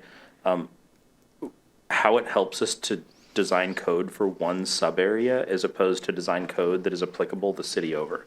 Like this has come up a few different times and it's like, well, that's not in the regular code. That's just in the sub area code. And I'm just not sure how that makes anything easier for us. And if that's more than a 1 minute conversation, we can have it later. It might get more into my theory on how codes should be set up then. So maybe like later. Yes. Yeah. That sounds really interesting and probably not appropriate for this study session. But I think in general, when we set up the Canyon Park Code, we were really looking at having specific guidelines for that area. And this is very specific to that area and the way this is set up. So I think in the future, really when we are thinking about citywide programs, we could think about how those could be better incorporated into our code. Since this is an implementation action of the Canyon Park sub-area plan, all the environmental review has been done for this specific area. Yeah. That's something we could definitely look at it in the future, making sure that we're, thinking about this more holistically or This was pitched to us originally as like a city benefit, and it's coming back basically looking like a way for us to blow a 12-acre hole in our urban growth center and still retain the designation. No offense. And I just don't see a lot of benefit outside of the sub area that I was really hoping to see. I was hoping this could be a tool we could use to, obtain parks and preserve some of the things that we love about Bothell. And it would be great if it would get there someday. Great, thanks. I was going to suggest that we are, since it's a study session, so we don't have to ask questions not of each other. Like how can I asked the city manager if we can have a special study session just to talk about TDRs in general? Because are we going to these questions, are they going to affect our decision of whether we're going to approve this or not for this particular project? It's a study session, so we're not approving it. I think the overlying question is that, so understanding we're on a path forward for this question, this leads to a public hearing and eventually a decision.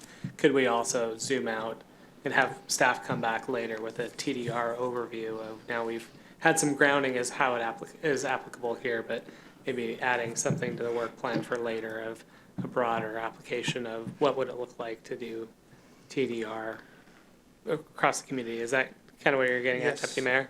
It sounds like we're going to ask, we have a lot of questions, especially the mayor's questions, like how can we leverage this program to help us make the city, improve the city and do the things that we really want to do with the city. So that's the. I think Jason's gonna. Yeah, I can add. Sorry, I didn't see that. Sort of hiding back here. Looking at the 2015 comprehensive plan, there is a broad discussion about the benefits and value of TDR citywide. We drilled down in Canyon Park in this one example, but as we come back to the city council to have discussion about land use, I think we can focus on TDR as being one of the strategies for how to balance preservation with growth and illustrate that again on maybe something on a citywide basis. So I think that's a really good note for when we come back later this summer. My TDR question is not about the contents of the study session, so I will wait. Just ask them, so that, because we are going to have the information. We are going to need more sessions like this to talk about this program. Well, and to the mayor's point, as much as we can, I think the code should apply across the city. But the goal here is to preserve the development potential to keep us as a growth center. And so I like this for that. But of course, my first thought, and now I'm going to pretend to speak for you, we're going to trade off, is parks in Snohomish County. We are super short, and a TDR program that helps us get those while we grow would be awesome. So, yeah. I'll second that. And since the recommended action is seeks feedback, I would say I'm supportive of this. I think, losing the tax dollars from this parcel in perpetuity, being able to transfer these development rights to another parcel, which will hopefully encourage redevelopment of properties that have been sitting, is a good trade-off for that. So I'm for that. And yes, more parks in Canyon Park would be great.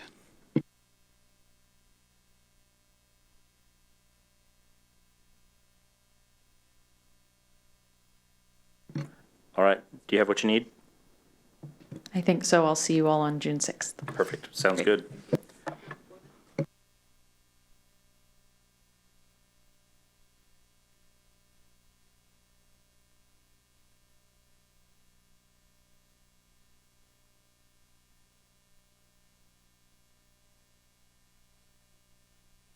All right, we have a new study session to review next steps in the council priority work plans and consideration of one-time budget amendment to implement. City Manager. Thank you, Mayor. And we're shifting from, there's a lot of conversations that were evocative of what will happen in the future related to a decision. And now we're going to shift gears into looking at 2040 a little bit more too. So good evening. And as council will recall, earlier this year, we had a retreat and council developed a vision and a set of priorities. We came back earlier this year to adopt the vision itself, and then also to note that those priorities would be coming back for a high touch of what to expect and some scoping, as well as a commitment of, at this point, to talk about some one-time funding opportunities. You'll be hearing about that more today. I want to note, too, that as we continue to move forward, the value of the council vision and the priorities, again, is to set a direction. And so we'll be looking at these again to inform as we make other budget decisions as well. So I can see where perhaps in the mid-biennium budget that would come at the end of this year, but also in development of the next biennial budget for 2 years, that we'll look at the council priorities to inform where are we investing. For tonight, what we want to do is to look at, these are new, these came after the budget, but what are some opportunities to support what council asked to do and perhaps even accelerate some of that work. So tonight, to talk in more detail about what the organization has been working on and supported by the executive leadership team, we have 2 representatives and then others in the room to answer questions. We'll be joined in presentation by Tony Call, our Deputy City Manager, and our Finance Director, Quan Wong, will be here on hand to talk about funding too. So I'm going to turn things over to Tony to take it away. Thank you, City Manager Stannard and Mayor, Deputy Mayor, and council members. As always, it is a pleasure to be here on a Tuesday night with all of you. Tonight, as City Manager mentioned, we are here to give you an update on the council priorities. And again, we are seeking your feedback for a one-time budget amendment, and Director Kwan will talk about that in a little bit. Next slide. So to get through our work tonight, I'll give a little bit of background. We'll do a council priority update, and then I will turn the microphone over to Director Wong to talk about a request for a one-time budget with the American Rescue Plan Act, or ARPA funding. City Manager Stannard touched on this quite well. You had a retreat back in January, the 19th to the 23rd, and out of that retreat, you had crafted a vision and 7 strategic focus areas. Doesn't roll off your tongue. 7 strategic focus areas. And you actually did a fantastic job drafting that. On March 7th, you adopted your vision and you endorsed the priorities. There are about 28-ish. I've never counted them, but I'm guessing it's right around that number under each of your 7 strategic focus areas. At that time, as City Manager Stannard mentioned, we did note that we would return in May. Here we are in May, to bring back to you a little bit more information as to when would you see those council priorities come back on your council calendars over the next 3 years. So it is a 3-year plan, so you're going to see some dates out in 24 and 25. And also to come back noting that even though the foundational budget does a lot of good things and many of the priorities are underway and funded in that budget, there are areas where technical consulting work and other work would help us push those priorities and help facilitate and support them over the next 3 years. So that's what we're doing here tonight. So just a quick reminder, your vision has a wonderful preamble and those 7 strategic focus areas. You can see them on the right-hand side of the screen. The remaining portion of my presentation this evening, I have 7 slides where I'm going to go through each one of those 7 strategic focus areas. And my message to you as we get started is I have paraphrased your priorities because some of them are very long with lots of words. And they're fantastic. And they are fantastic. And I so support that. I want to let you know that I have paraphrased them. They do not change the work that you have in your documents. But for PowerPoint presentation, they needed to get shortened a bit. I'll highlight 1 or 2 of the priorities through each. And as City Manager Stannard mentioned, we have a crew of people between Quan and I and those behind us. So if you have questions on those that I don't highlight or questions that I do highlight, we certainly can take those during Q&A. So all important, but in order to kind of preserve time, we're not going to hit all 28. So with that, let's hit on to the first slide. So the first strategic focus area is connecting neighborhoods for one city. You have 3 priorities in this area, and taking the first one as an example, I shortened it to develop housing strategy. Your actual priority reads develop a housing strategy incorporating opportunities for a variety of housing types to serve all income levels. Again, paraphrased for PowerPoint brevity. In this case, I'll highlight the first one on the list. Currently, you do have a 2018 housing strategy. Underway right now is your middle housing discussions as well as the comp plan. So both of that work will fit into a housing element for the comp plan that will be adopted in 2024. And then we'll update the housing strategy as the comp plan finishes. So making one note for that specific one.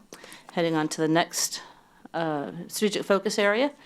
Economic vitality, I'll hit a couple on this list. The first one is an economic vitality plan.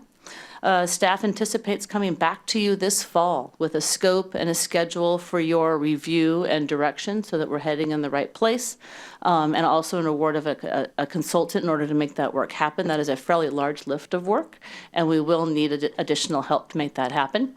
And then the bottom one, also that long-range financial plan. The mid-biennium will be coming up this next fall, and we'll again continue to include in those discussions a discussion around fiscal sustainability. So as we move forward, both of those are underway. Heading to a community of trust and respect. There are several on here that I could highlight. I am going to focus on number 3. I think it's a short-term item that you will see the most immediate reflection on. So number 3 says that you had quite a large discussion in January at your retreat about improvement to council meetings, engagement, and how those improvements work. One of those things was actually the design of the study session that you see here tonight, right? This came out of talking about that retreat and how can you have more face time at study sessions. So you also had talked about different titles in your council agendas and different orders in your council agendas. So near term, we anticipate bringing recommendations back to you in the summer with direction to do whatever your directions are sometime in the fall. So highlighting that one on this specific list. a joyful and healthy way of life, you have 5 priorities in this one. And the one that I always look at is the one that I think staff is saying pretty clearly that it will be hard for us to get to initiate construction on the Bothell Park Landing in 3 years. We've talked about that in the past, and we're still there. The current CFP includes up to a 10% conceptual design.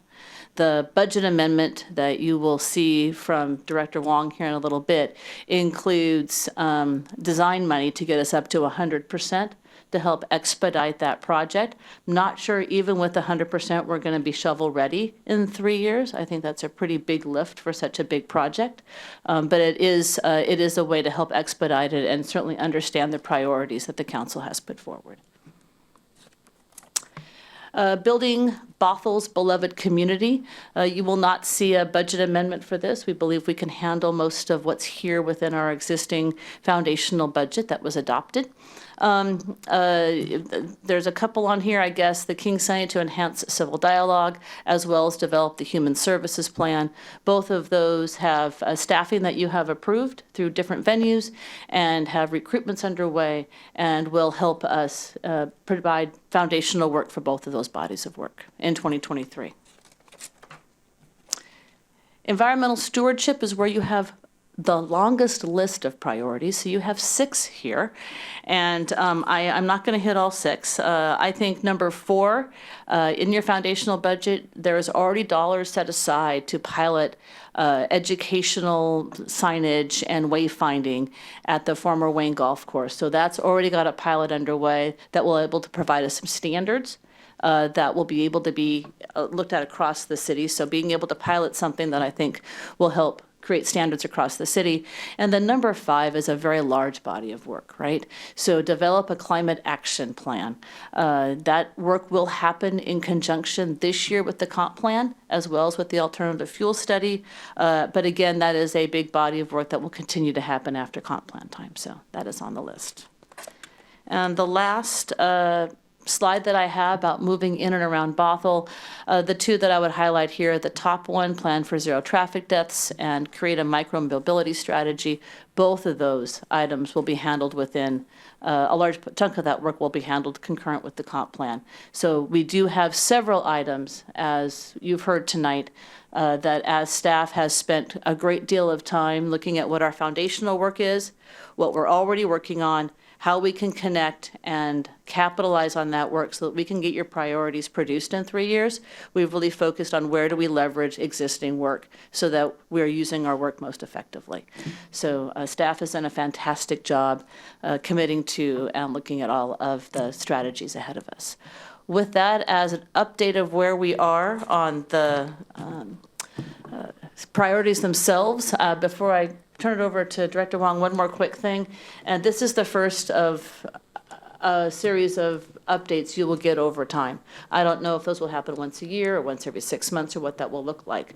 But we do commit to coming back to you with some sort of a status program update. And in the future, you might see green check marks for things that are underway, or you might see yellow dots for something. But as we are starting these new priorities, today is really about a planning document that says, we heard you, we're here, and we are moving forward, getting your priorities done in the next 3 years. Thank you for your time. I'll turn it over to Director Kwan. Thank you, Tony. Again, good evening. Tony gave you the really high-level overview of what we are about to do. So tonight, I'm going to do a deeper dive into how we are going to pay for it. And our recommendation is really using the American Rescue Plan Act money, it's better known as the ARPA. So as you recall, ARPA was passed by Congress and signed into law by President Biden back in March of 2021. Bothell received $13.2 million, and the City Council allocated $9.5 million already. So that's leaving about $3.67 million to be allocated. So one important note is we must encumber the money by 2024 and spend by 2026. So it is with our full intention that we don't want to turn any money back to the federal government. So we will spend the money invested here in the city of Bothell. So tonight we're recommending, again, to you with the different priority focus area, but we are guided by the final rules set by Congress. So the next slide is, again, reminding ourselves while we come up with our recommendations, the prior council guiding principles on how we use the ARPA money.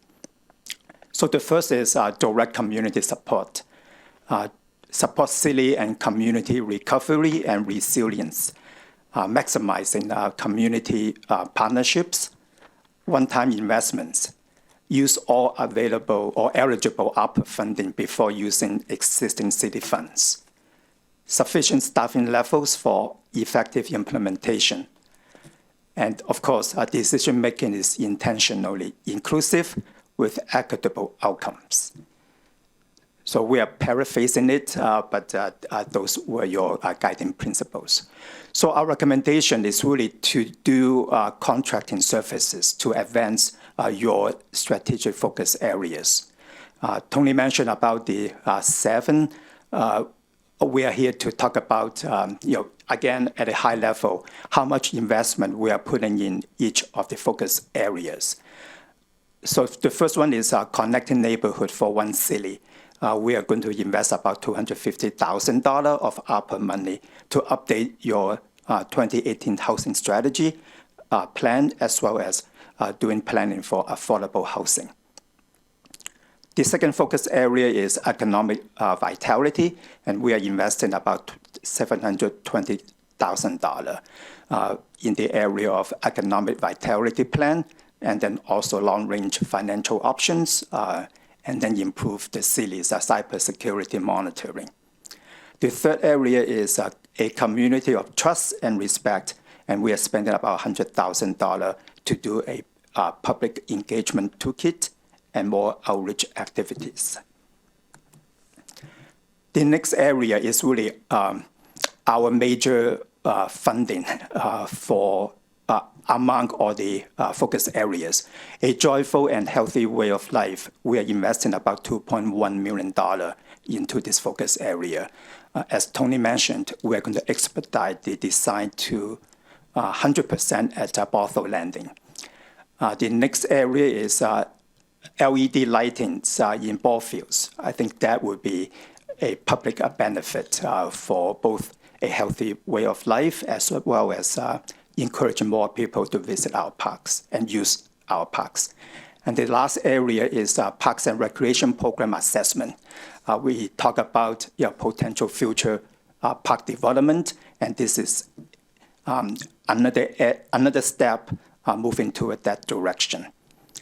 The next area is environmental stewardship, $485,000 to finish the climate action plan, as well as the urban forestry and heritage trees programs.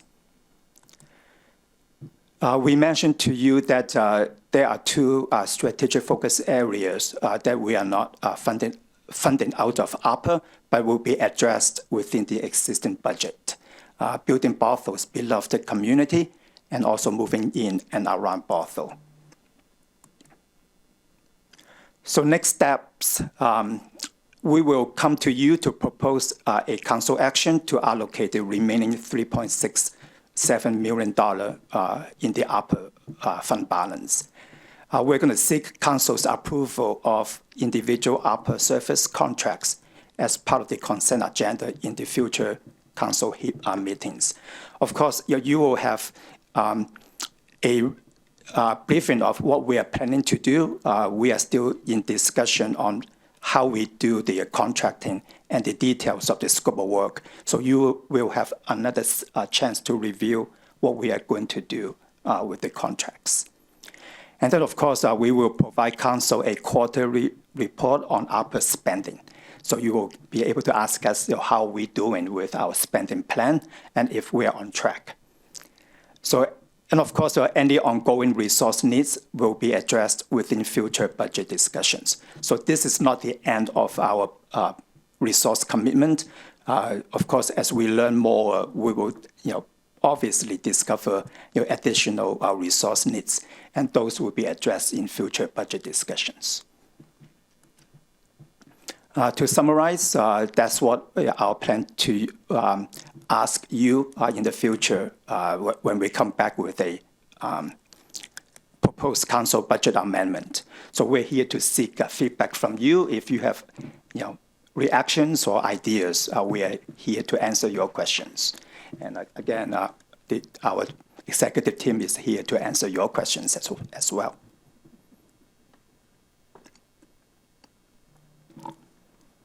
Okay, thank you. I really appreciate the presentation. I wanted to clarify, is this a good moment to ask about your part of the presentation? Sure. Okay. I had 3 questions about the items that we talked about. I know when we were talking about building Bothell's beloved community, we had asked to reach out to the King Center to talk about what options they had. Have we found out what options they have? Was it kind of in line with what we were looking at, or not yet? I don't believe we've done that yet, but I don't know if Becky Range is behind me and wants to come to the podium. Oh, or I see not. Becky. I'm sorry, Becky. So, but I believe, there we go. So, but I believe that, I don't believe we've reached out, because I do believe we've got work that needs to be done. Well, we before gave you can- like 5,000 things, so I Yeah, totally so get it. We do have Yeah. work we need to do before we can get there. Becky, I don't know if there's anything else you'd want to add to that. We have not yet. We've really been focused on filling that DEI coordinator position, and that staff member does start on the 1st of June. And so there's a lot of foundational tasks for the DEI program and for that staffer, but we're really excited to have Gabby reach out to the King Center pretty quickly and start moving on that for you. That's awesome. And I also don't want them to feel like this whole queue of things that have been waiting for them is overwhelming, so. No, not at all. We've been planning it out, and it dovetails with so many other things that we're working on with the community engagement strategy and human services work. So we have it all planned out, so that hopefully Gabby won't be too overwhelmed. Awesome, thank you. So that was one of 3 questions. Okay. So the, one of 4, I guess. Whoops, surprised even myself. One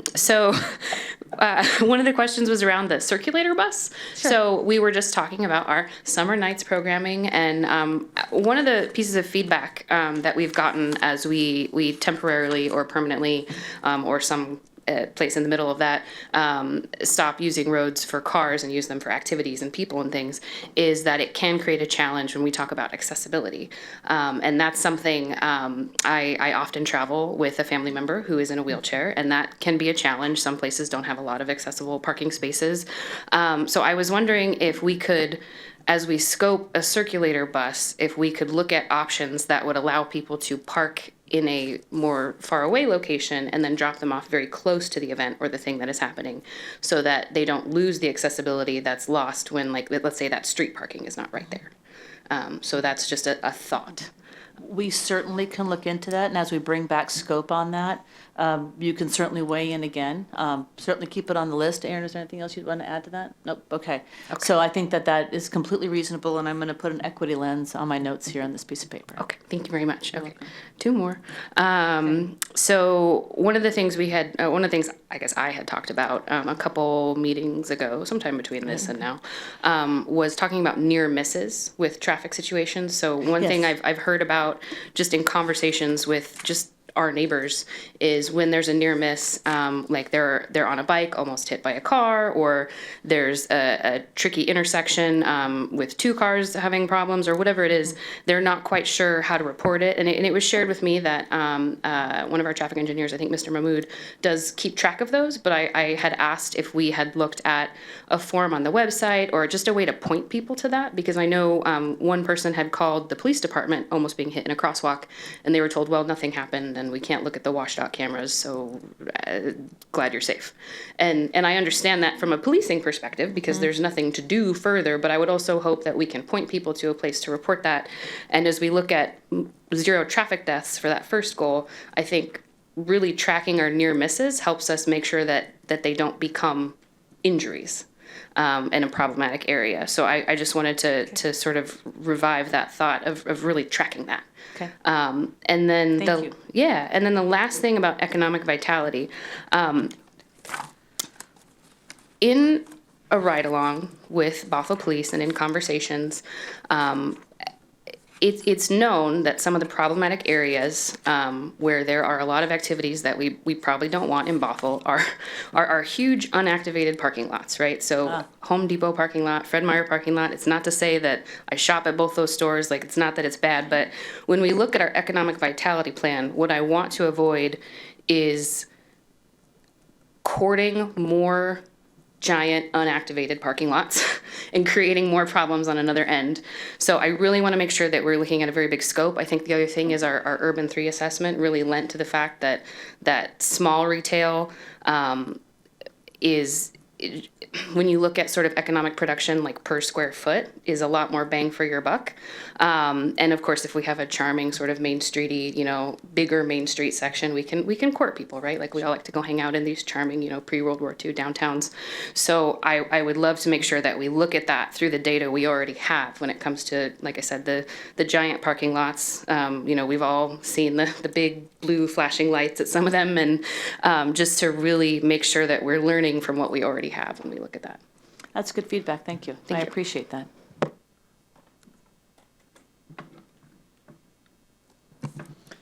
It's really exciting to see this come together and enter this phase of implementing these priorities. These are questions for you both. So if you need help determining who, let me know. One of the first questions that came up for me is the Wayne priority about Wayne. And I'm wondering if renaming that is considered part of that scope. Renaming the former Wayne Yes, golf so we're course? not calling it the former Wayne Golf Course. I'm going to have to further. get Mr. Parks Director. Oh, he's He's ready. already up. So the simple answer is yes, we plan to go through a naming process next year. Okay. Just don't call it Hank. There's a lot of Hanks.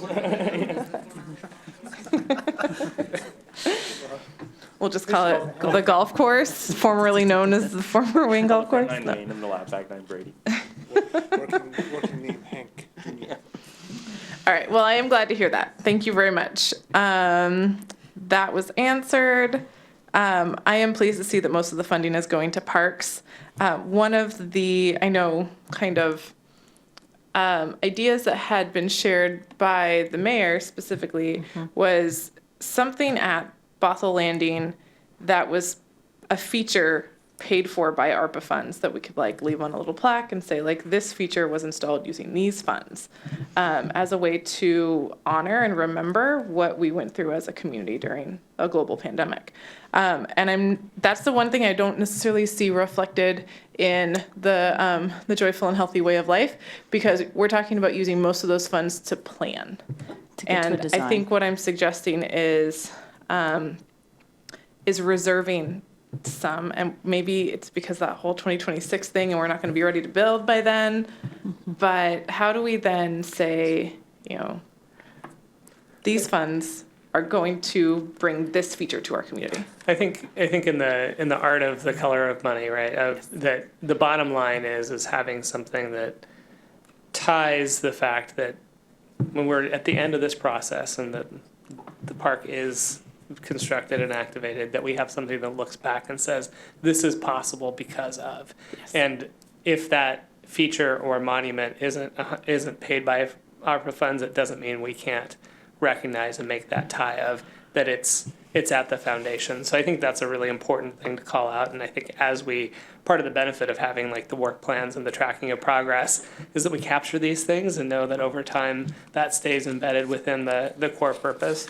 I think we can still accomplish that. And then again, with the ARPA funds having a sunset too, it behooves us to get to that point, and we can find a way to make the tie back. So I think that's it's a great reminder that that's part of the scope, however it gets paid for.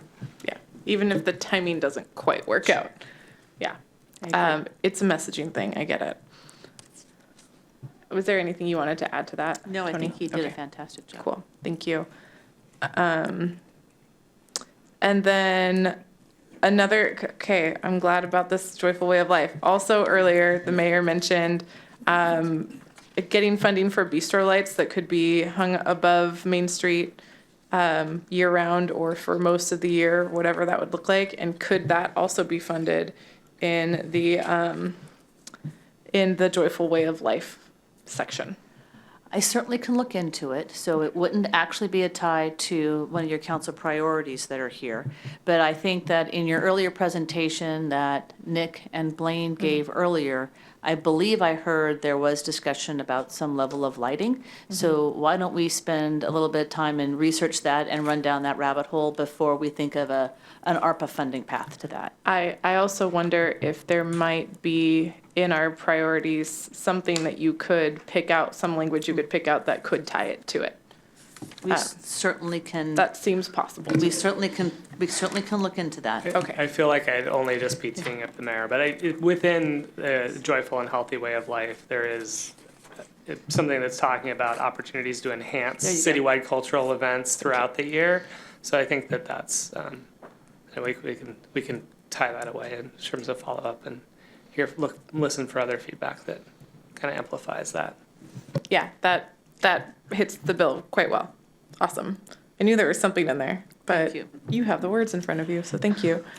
Last one, and I think you have heard it once, and I think you'll hear it a few more times, is the economic development plan mentioned under economic vitality. Is that a reference to potential future contracts with Urban 3 that would help us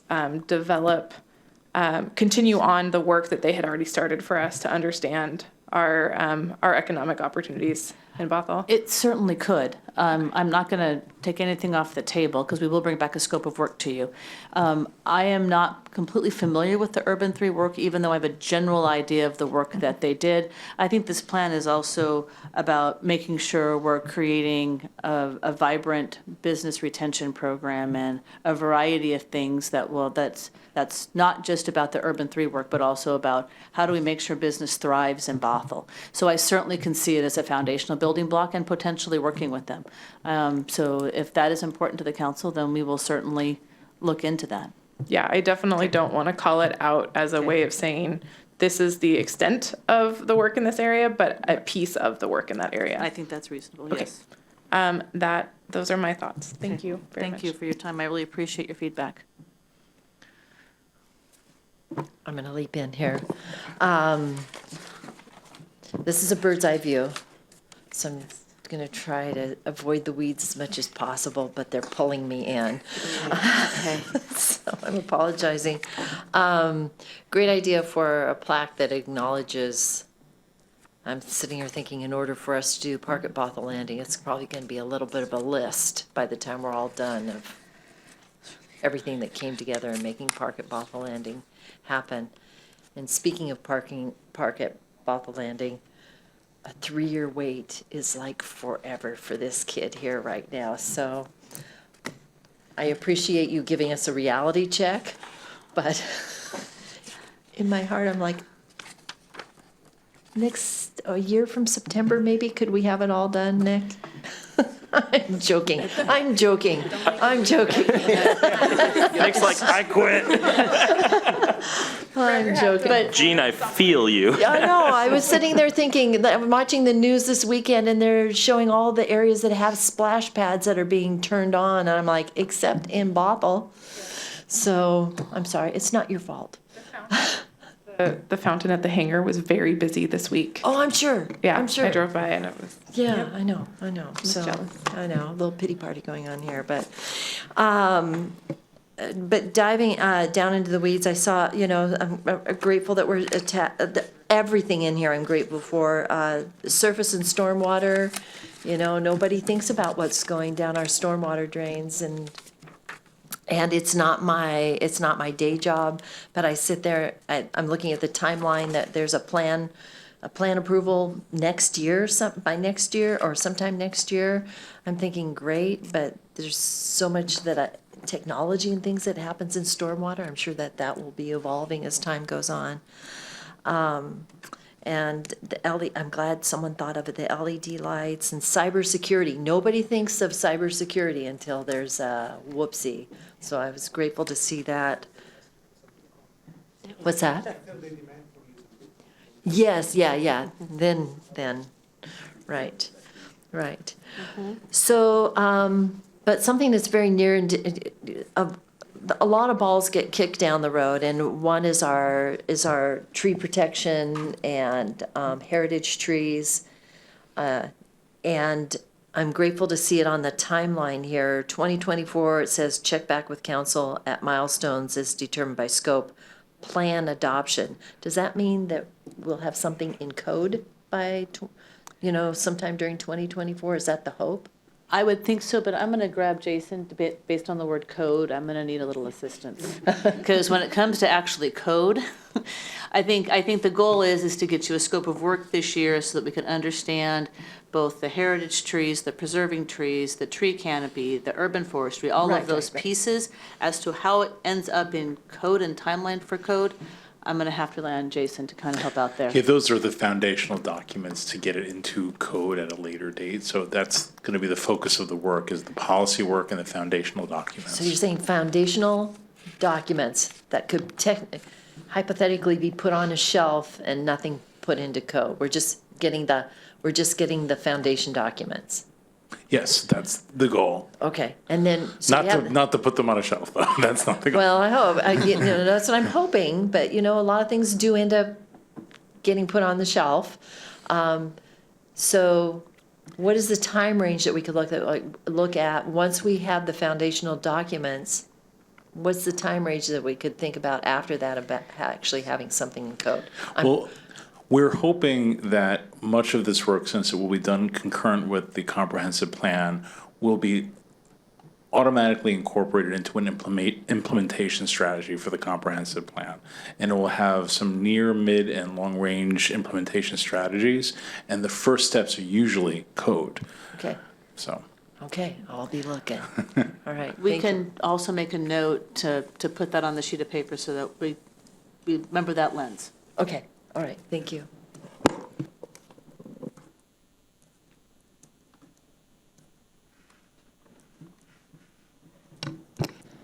can rock, paper, scissors it if you want. Back to the traffic zero deaths goal. I second Amanda's thing because I was one of those folks, and I very much appreciate staff's quick work on 98th and 522, putting those watch out for pedestrians on the left turn, because I was almost hit, but I'm not part of the statistics, thank God. But but those things are usually completely missed. And had I not had the connections with the boss, I wouldn't have been able to convey my the issue there. So I think we need to figure out a way. It's not going to be an easy way to measure, but figure out a way to start measuring those things. Because zero deaths, I don't even know how many deaths we have in Bothell from traffic incidents. So that's good feedback. Thank you. We can put that in as we come back.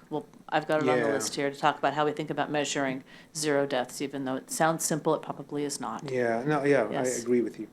Again, but in that area, I walk by the Park at Bothell Landing almost every day on my way back home from the bus dropping me off, and it's like I always to second Gene's, because like, can we have something sooner? Because walking by there, it's like, man, what a wasted. We can do so much, because I walk there and I imagine this big building over on one side, and then there's like nothing on the other side, and there's nothing that connects this side of Bothell to that side of Bothell.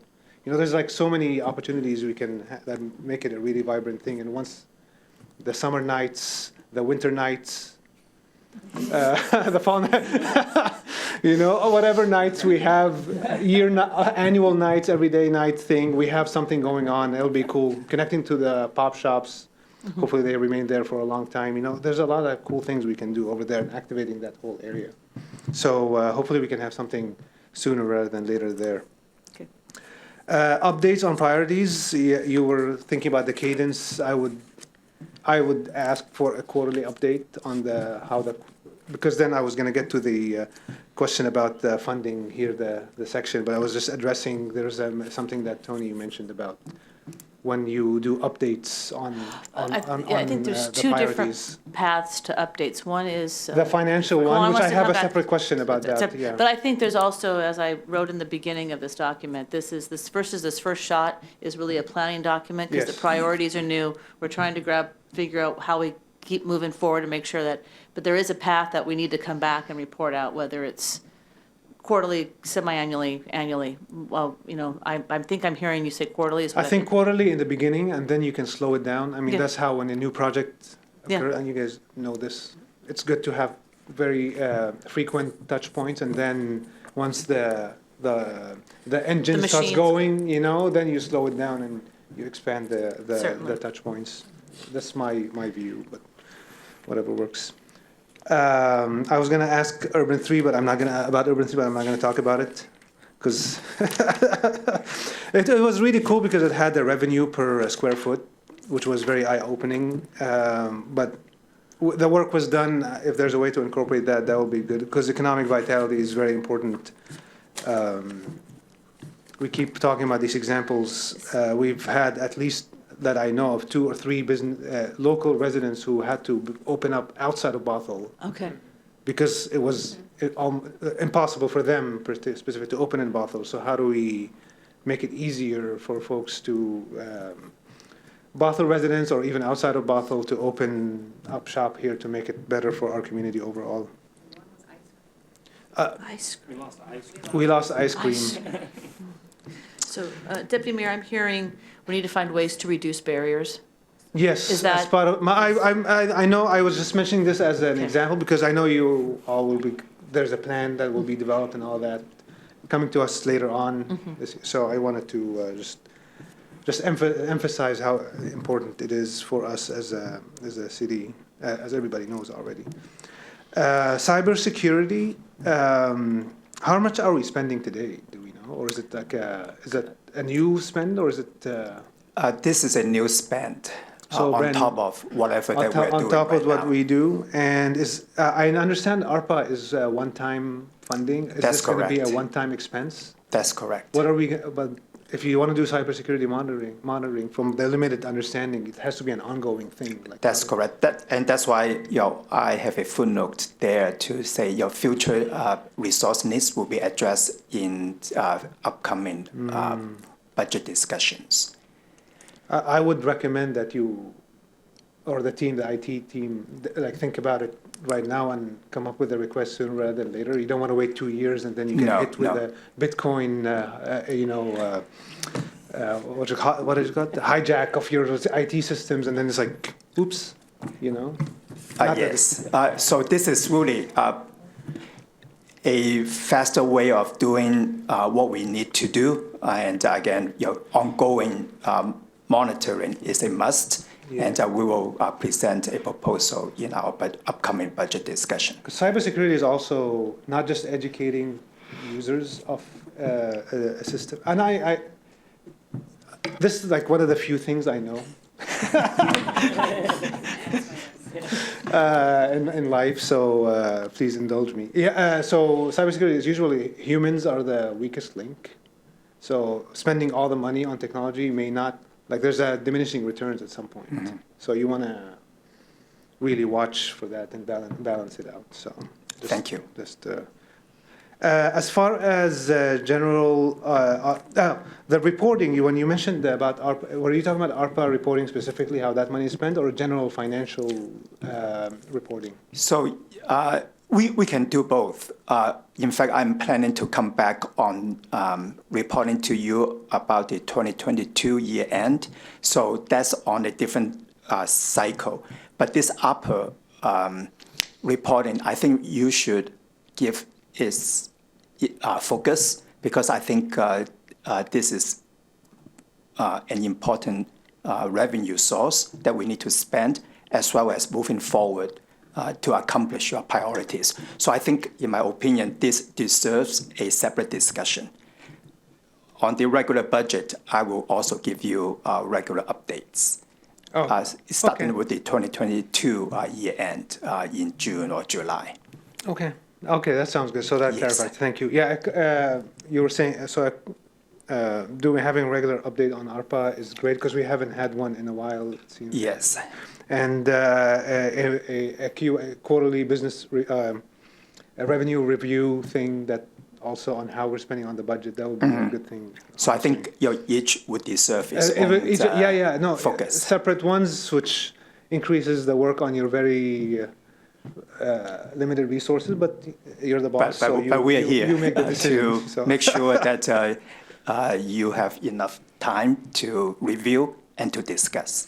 And just to final thing to clarify, the ARPA funds, looks like we're going to be using up the balance of whatever is remaining from ARPA on these asks that we have over that table we have in our agenda. I was pointing here because I had the packet. Yes. I had it over here with the table. 3.7 million, 3.6 million. 3.667. Yeah. Oops. I think it was the next slide after this. Yeah. 2 slides down. 2 slides down here. Nope. Down 2 slides. There you go. This one. So we have allocated 9.5, and this is the remaining 3.67. Thank you. Can I sneak back in with 2 more questions that Deputy Mayor inspired? Yeah, you are. So we nope. Or NFTs, not interested. When we met together, we talked about updating our community boards because beige is a sad color.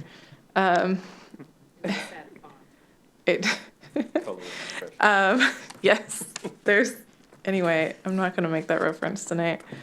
But is it possible in our one neighborhood or neighborhoods for one city to include, is some of that money intended to, or is it part of, I'm sorry, I need to go back to my chart. I think the one you're thinking about is a community of trust and respect. The first one is to develop a communications plan.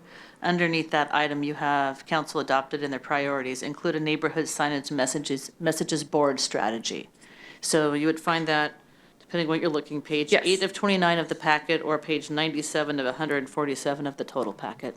Thank you. Yeah, so that outreach, are those community boards included in that outreach reference? I would consider the message board strategy would include those community boards. You were pretty clear at your retreat time to talk about those, so certainly. Excellent, and I do not mean to pile on, but driving around the city, my children get very amused when I point out the construction signs that mark the county line. Okay. And it's like those construction signs means that this is a county line. There is no sign saying this is the county line. And every time we drive by one, we just kind of talk about like, well, what if there was a sign, what would it say? And my 13-year-old is pitching, welcome to Snohomish County, if you're going north, 2 counties, 1 Bothell. And if we could get some signs up at the county line, especially on our north-south roads, it would maybe feel a little more connected and more inclusive of our Snohomish County neighbors. Just a thought. Thank you. I've got a note. Councilmember McNeil's not here, but in his honor, I would like to say that's a great idea. I don't know. I feel like we might be stepping on the toes of the actual organization named One Bothell, but we will have a space in ours. All right, I have a couple things. Under the economic vitality on the long-range financial plan, I appreciate a couple others have mentioned the Urban 3 data. I just want to kind of back that up. I don't want our long-range financial plan to be not inclusive of land use, because we don't get a dime until we tell somebody that this can happen on this land. So appreciate, I don't remember who brought that up, but good feedback. I appreciate that. And inside the joyful way of life, there was I'm just curious what the breakdown is between the options there. Slide 17. We got 3 things and 2.1 million. Like, what are the? The expedite design to 100% at Bothell Landing, I think was right about $1.5 million. That's correct. Okay. The LED lights, I think, was $500,000, leaving the remainder of whatever that would be for Parks and Rec program assessment. Perfect. And those LED lights, are those going to come with any sort of like measurable operating savings on an ongoing basis? I don't know. I'm looking at you and Nick's right there. So the infrastructure for the LEDs is really expensive, but as far as energy savings, yes, we'll be able to show a significant amount of energy savings with the installation of those lights. I love it. Thank you. I assume that's maintenance costs are included in that ongoing savings. Correct. LEDs last a long time. And also the benefit of brighter lights for people if you be in a ballpark. LED is much better for throwing a ball. I don't remember where it was, but the public education on trails and working with Indigenous people were two separate parts of those inside the Joyful Way of Life. Mm-hmm. And I would love to have those two connected. We have Ray on our Landmarks Preservation Board that he has been going after this for a long time, essentially trying to honor the history of the Native peoples there with signage and trails. And I think this is kind of a great opportunity because we have both of these two bullet points here and we could combine them and just do that. Ray, if you're watching, man, go do something else, but thank you. Bistro lights, that's brought up a couple times. I think planning that downtown absolutely ties to a Joyful Way of Life, and I am really looking forward to planning what we're going to do with that space after 3 years. I think we can skip the water feature discussion on the park at Bothell Landing when we get down there, because I think everybody wants a splash pad. And I'm totally in for that. Oh yeah, man, when the weather's sweaty like this, heck yeah. In the tree discussion, I wanted to weigh in on that too. Like, as we go through that, like, I don't just want to protect what we have. I want to go on offense with trees. And I want to know where we can plant trees all over the public right-of-way, all over the city. We should be able to provide housing and trees all at the same time. We've got plenty of land. So I want to know in terms of that, like, where can we plant, where can we add, where can we, eliminate that urban heat island effect, especially for areas where we've got, majority renters in the city. Got it on the list. Thank you, sir. Cool. That's my list. Thank you. And the one thing I wanted to say at the beginning, but I forgot, is, like, I know we say thank you for, like, everything that comes, but, like, really, thank you. Because this process started with the conversations that we had in January, and it's really, really cool, just to have had that process and to feel heard and listened to, and then to see it come back with actual, like, legs on it, and, like, you heard us, like, and you've been doing the work and you're bringing us just an outflow of the things that we care about. So, like, I want my thank you to carry a lot more extra weight for this than it normally does. I mean, normally you can, like, I mean it, but like, really thank you, because this is a sea change from where we were for my first couple of years on council, and it's phenomenal, and I appreciate y'all. So thank you. Thank you. When there's limitations of the English language and 2 words have to do so much work. Yes. So it isn't us that sit at the end of this table.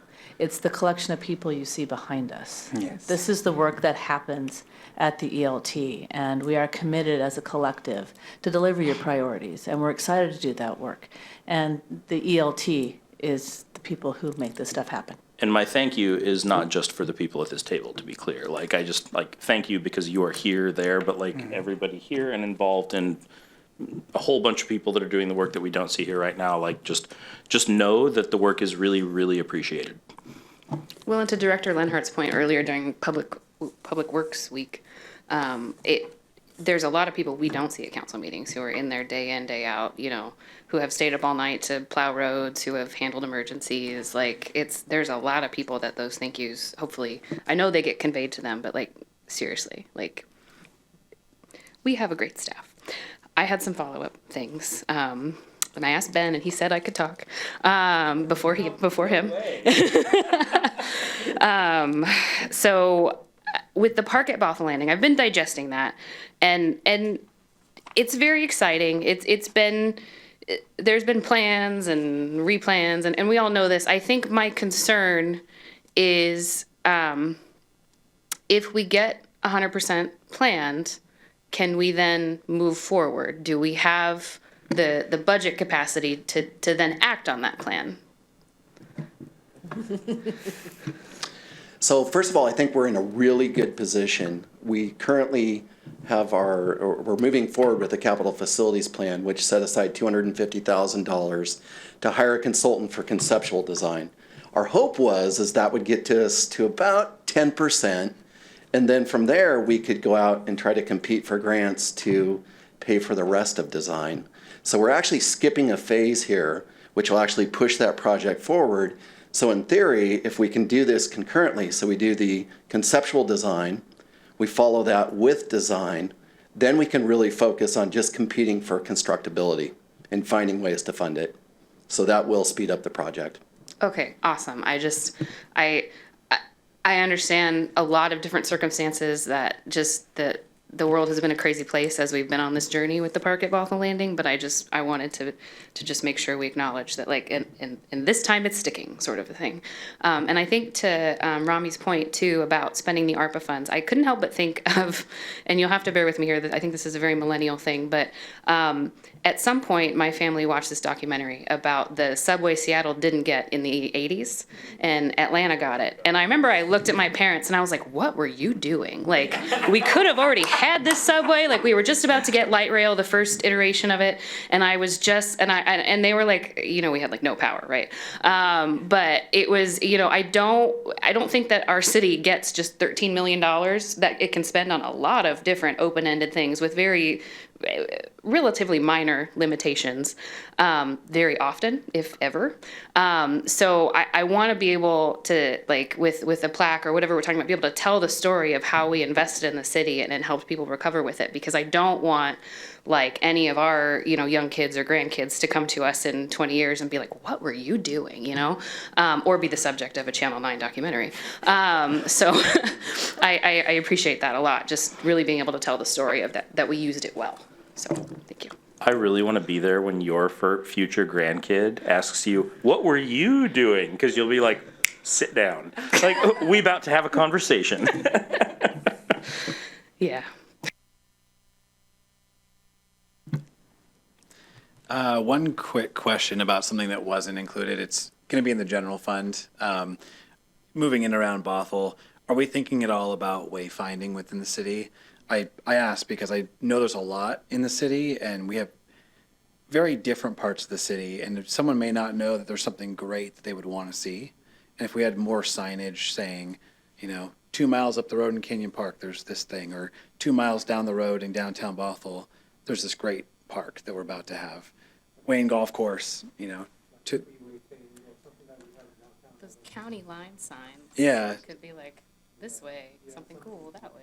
Any kind of signage that we can put up within Bothell to help people wayfind and find things and discover things, even treasure hunt. I mean, the draw of Costco is that you want to walk through the store and find the things, and if we put little pointers that there's things for people to find, I think they'll go explore and find those things. If they're traveling through, we have a lot of throughways in our city, but if we can get people to stay and explore, I think Explore Bothell's our website slogan. So if we can get more of that and help people get to those things that we value and we treasure, I think it'll get people sticking around for a while, help with economic vitality, and they can see our joyful way of life. I'll add sidewalks to that wayfinding thing if you want people to really discover.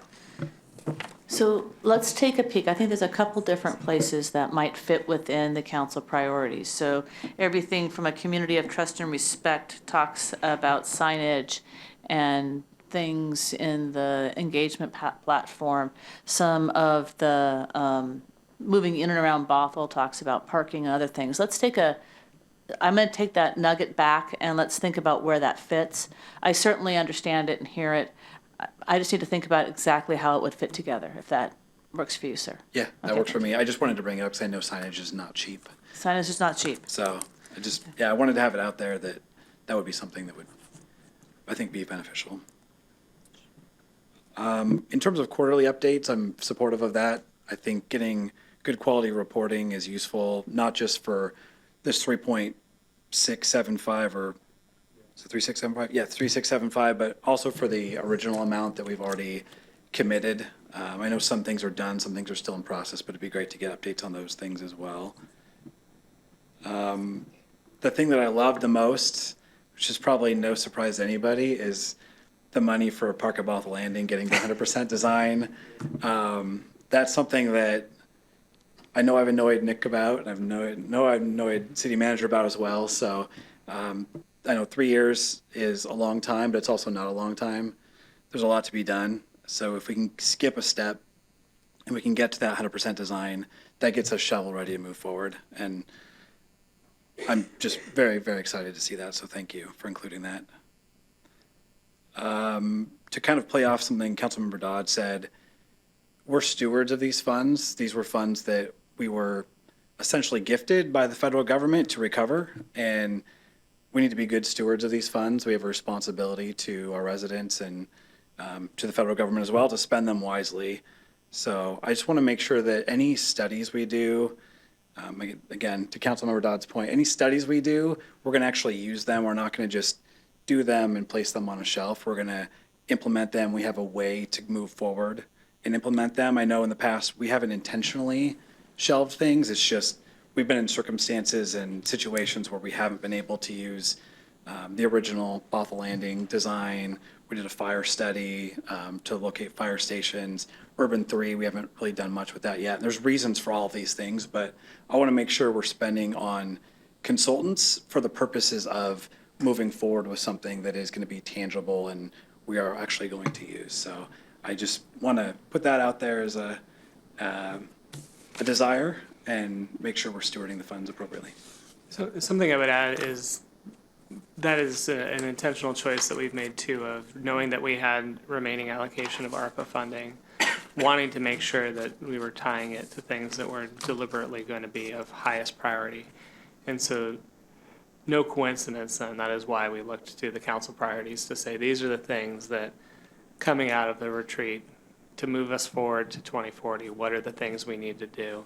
And again, I think that the vision that this council established for 2040 becomes something that will extend beyond a 2 or 3 year period.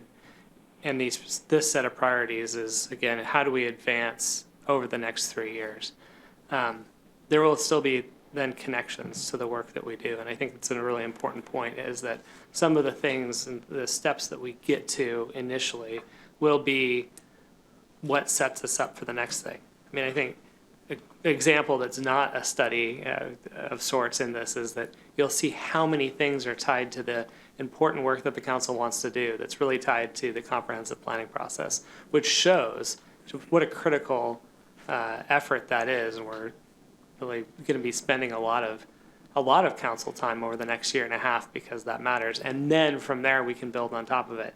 And these studies that come up in here have a very similar weight of these are the things that become the building blocks. And you're right, there's an opportunity for sometimes when you overplan, things don't move forward fast enough and then you have to reopen them and that sort of a thing. But I think this is a set of intentional choices. And again, even looking at the things that we have now, how do those build in? So as we think about these quarterly updates and how are we moving forward on the priorities, be thinking through that as well. And that's part of where Tony's been open-handed around this idea of we're coming with a work plan now and we'll continue to refine how we report out.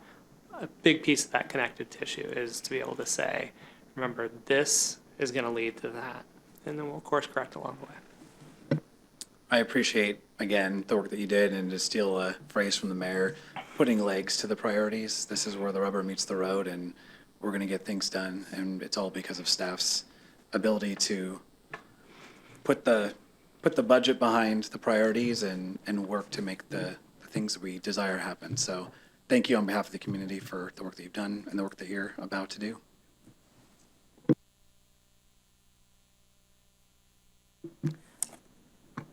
I don't hear anybody other questions, so thank you very much for your time. Okay, so we will return then with a budget amendment for the council to consider at some point in June to appropriate the $3.75 million. Sounds good. Thank you.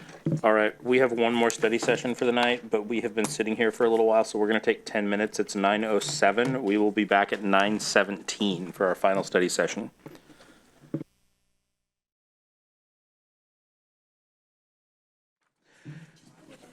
All right, welcome back. It's Agenda Bill 23077, our last study session of the night regarding the Public Works Trust Fund loan for the 35th Avenue Southeast Drainage Improvement Project. City Manager. Thank you, Mayor. And we're making the call to the bullpen for our closers tonight, and we're going to finish strong.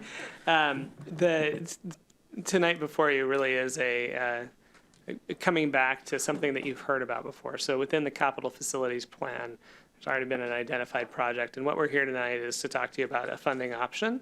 And again, before it comes back to council for approval, we just want to honor that commitment of let's have the conversation, make sure everybody has all the information you need, and if we need to bring back something a little more detailed, we can. So with that, I'm going to turn things over to Ryan Roberts, who is our supervisor and capital project engineer in Public Works. Happy Public Works Week, and next week. And Ryan, take it away. Thank you. Good evening, everyone.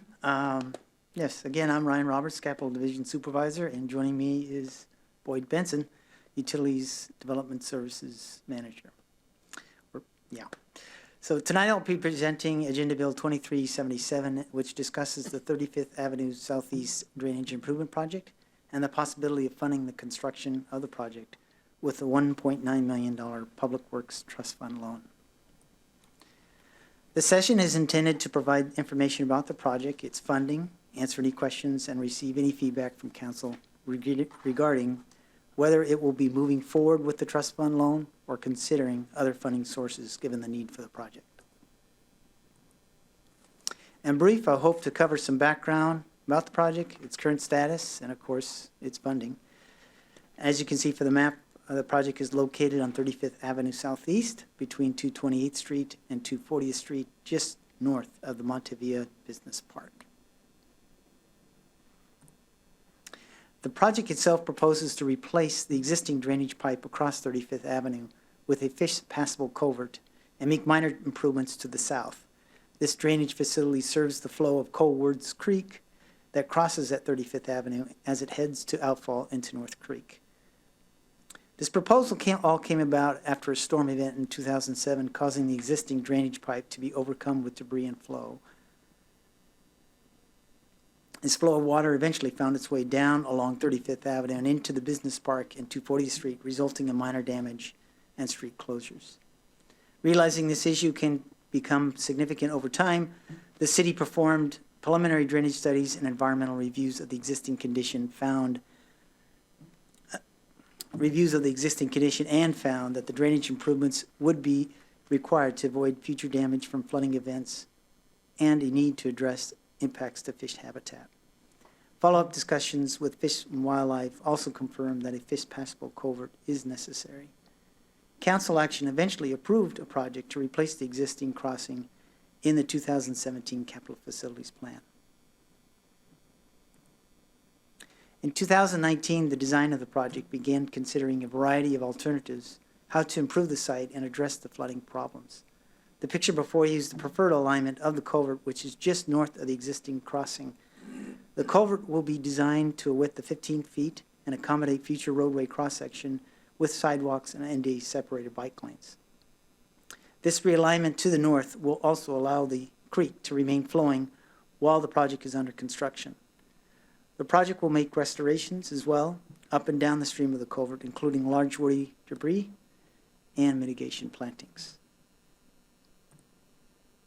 In addition to the culvert crossing, the existing culvert at 236 was found to be in poor condition, and the project intends to replace this drainage pipe as well. I should note that the Bothell property in the bottom left is currently in development design, which may end up performing this work. Improvements were also considered in the drainage system on 240th Street, but Fish and Wildlife expressed concerns about fish barrier removal, which were beyond the scope of this project. These concerns may be addressed in the CFP project to rebuild the 35th 240th intersection or in discussions with the Bothell Development Project. The project is currently about 60% complete and is expected to finish up early next year, with construction possibly starting next summer, pending, of course, securing the necessary funding. Originally, the construction cost was estimated to be $4.2 million in 2021. This estimate was updated as part of the 2023 CFP process with an estimated cost of $3.5 million. A $2 million federal grant was forecasted to pay for the work. However, the project timelines and permitting requirements did not make the project suitable for federal funding.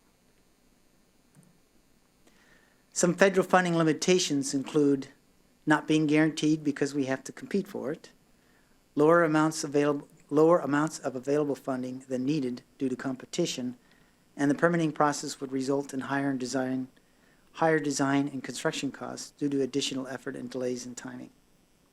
Instead, staff reviewed other funding sources and applied for and was subsequently offered a $1.9 million Public Works Trust Fund loan. The benefits of accepting this loan include securing the necessary funding to start construction sooner rather than in a few years, and its 20-year repayment plan can avoid a spike in stormwater rates due to a payback fixed interest rate of less than 1.5%. If council chooses not to accept the loan, then staff will look at other funding opportunities such as available local funds, state grants, or legislative allocations. However, the alternative funding opportunities are projected to have the same limitations as federal funding due to timing and uncertainty of funding availability. Otherwise, staff will proceed with presenting the loan agreement at a future council meeting date. That concludes the presentation, and I'm happy to answer any question you may have. Thank you. I mean, the loan itself is a no-brainer. I mean, it makes sense to speed things up because the longer we wait, given the post-pandemic environment, like we don't know what and the interest rates keep going up, and I mean, it's crazy. So to me, that's not the issue. The question I have is, how do we know what other projects that might face a similar situation, and then you're going to come back, it's like we want this loan and that loan, then before we know it, it all adds up. Well, I don't think it's the capital program is looking at that particular type of funding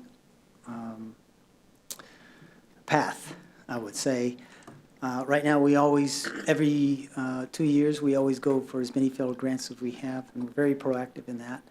I think this is just an opportunity in hand that we have. I think maybe Boyd might be able to speak to it, but if it's just one of those circumstances that it could fit the bill pretty well. Yeah, just to add to that, if I can, when we first started looking at federal loans, there's lots of talk about these funds will be coming very quickly. And that's why we identified a $2 million loan within the CFP. When we started looking at more specifics as we got further down the process, there were loans out there, but there were much smaller amounts, at least for fish culverts, than what we had expected. And at that point, it was a decision, okay, do we go for these loans? Do we try to get a federal appropriation or something like this, or would that compete against other projects within the city? And when you say loans, you mean I'm sorry, grants? Grants, yeah. Okay. Thank you.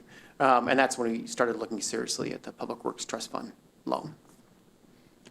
Because and this, as far as you know, was today, you're not going to find, like with the CFP, we just approved just a few months ago, 6 months, we're not going to see any similar situations coming, like federal grants are going to be like not as big as we thought they would be and all that stuff.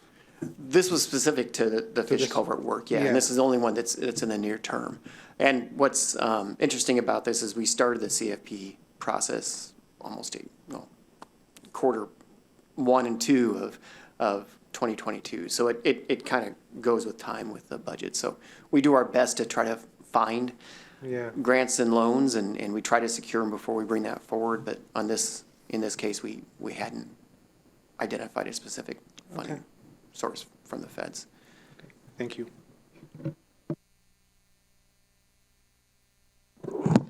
Question. Does Coal Woods, those creeks run into North Creek? Correct. Okay. When I was out doorbilling almost 2 years ago, I happened to cross a property that a boater who was tucked in along the edge of North Creek, and I think I will remember it to my dying day. He was feeding this huge gaggle of ducks, and we just had this great conversation. He was telling me when he moved in there, salmon were shoulder to shoulder across North Creek. And now, he hardly sees any salmon that spawn there. But when he first moved in there with his growing family, shoulder to shoulder, and, of course, my imagination is going wild. Have fish been documented in further upstream with this fish barrier passage that we're trying to widen? Have we seen fish trying to get up there? I can give it a shot. I'm Okay. not a fish biologist, but there are fish within Colwoods Creek. Janet here could explain that more. We can follow up with more information on that in the future. Okay. But what's interesting about this site is it's part of an old fish habitat. I mean, That's there was true. rearing ground. So you had the Bedgell property we call the trout farm. Right. And just upstream of this site, one of the reasons why this site had flooded is there used to be a water storage dam that fed basically hatchery components downstream. And that dam has failed and is no longer there. So we're seeing more sediment come down. So I think in the past, you may have seen fish get up to the culvert and to 35th, and then they intersect with the dam. And that's now open. It's very steep, but it's changing over time. And and it is an identified fish barrier, so this should help things out. Right.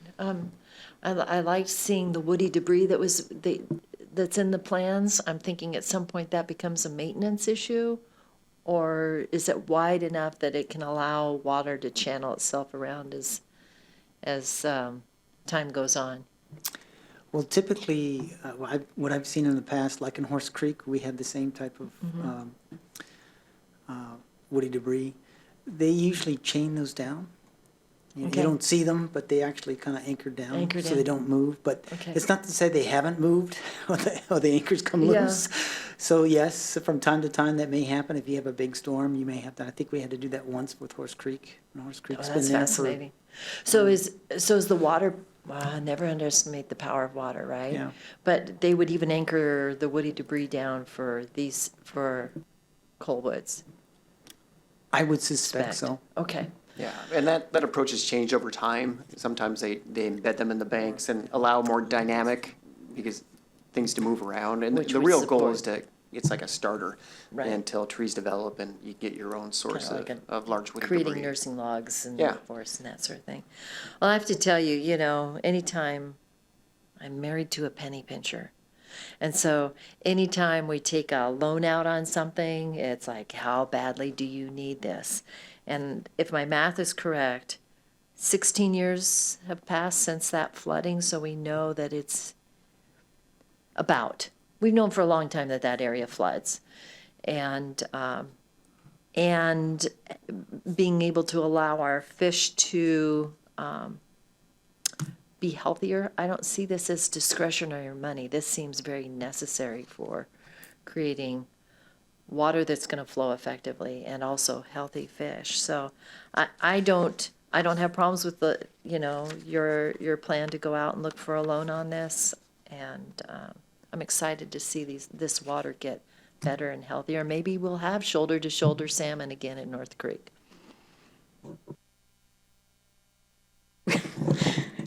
Thank you very much for the presentation. It's exciting that we're improving the environment for the fish and for the humans. Win-win. This is probably a question that sounds simple, but is very much not, so sorry in advance. But is this the solution for the flooding in that area? Have we fixed everything at this point, or are there more things in flight? So there's a couple components on this. And what would happen is that culvert you see out there is 18 inches in diameter. So when that culvert would be overwhelmed, we'd see flow, as Ryan mentioned, shoot down the ditches down 35th. So once this 15-foot wide box culvert in it, and it sounds very large, but that's based on Fish and Wildlife guidance and the rest. Once it's in, the water should get to North Creek the way it's supposed to. So we don't anticipate And I know you guys significant can't tell the future Yeah. too. Like, I'm not Yeah. gonna like pull up the recording and be like, you said on this date. I'm No, just kind of curious if. But it should take care of most of the issues. And then the second project, portion of the project, that culvert on 236, that's a certain size. It's not in the best shape. That's why the city wants to replace it. But once this gets taken care of, there should be very, very little flow coming from that. And what's really interesting about that is the Bothell property, which I'm just going to call the trout farm, so I don't mispronounce it. They're going to take flow further up 236 and route it through some stream restoration that they're being required to do. So by the time that's done and the fish culvert's done, that culvert across 236 should see very little flow.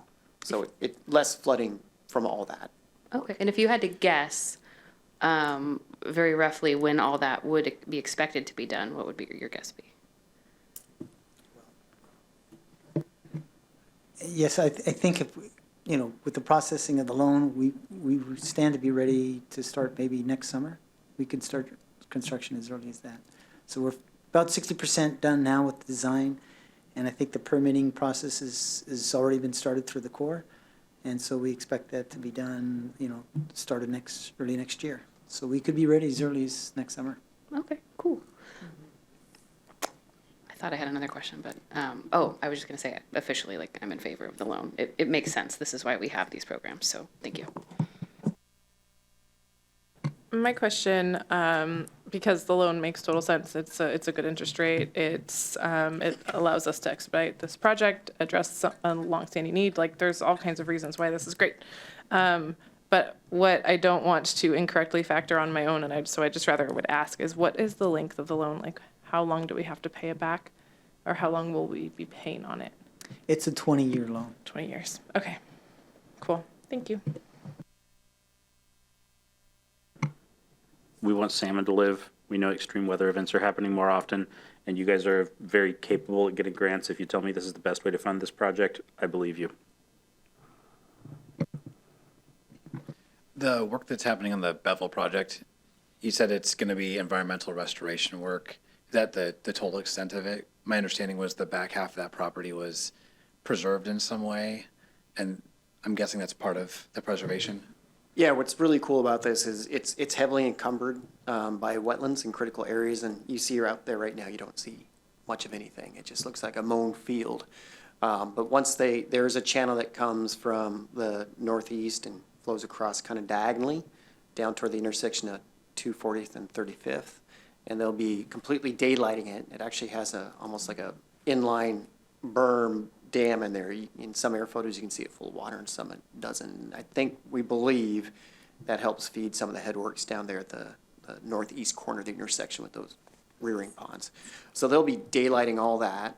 They'll be adding that additional channel from 236 I mentioned down.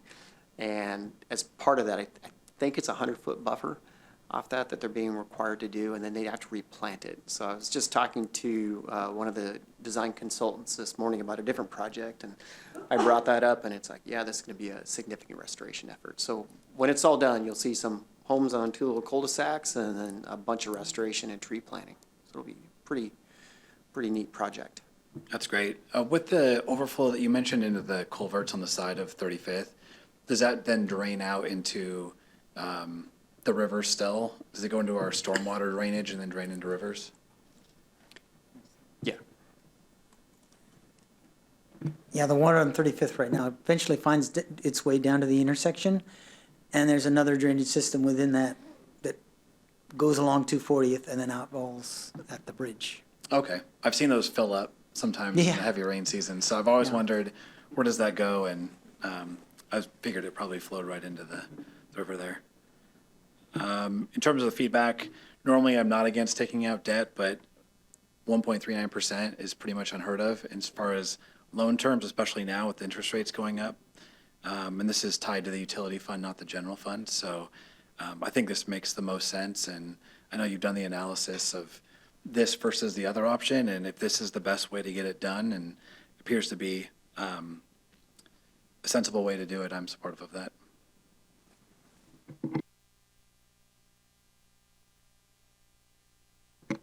Let the record show that on Tuesday, May 16th at 9:42 p.m., Ben Mankey supported borrowing money. Yes. Good luck finding.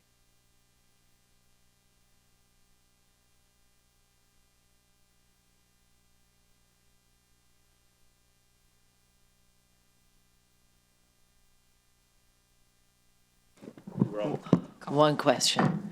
When the Bevel project's all done, a couple of us would like to see it. Do you think we'd be able to see? Yeah, well, several of us would like to do it.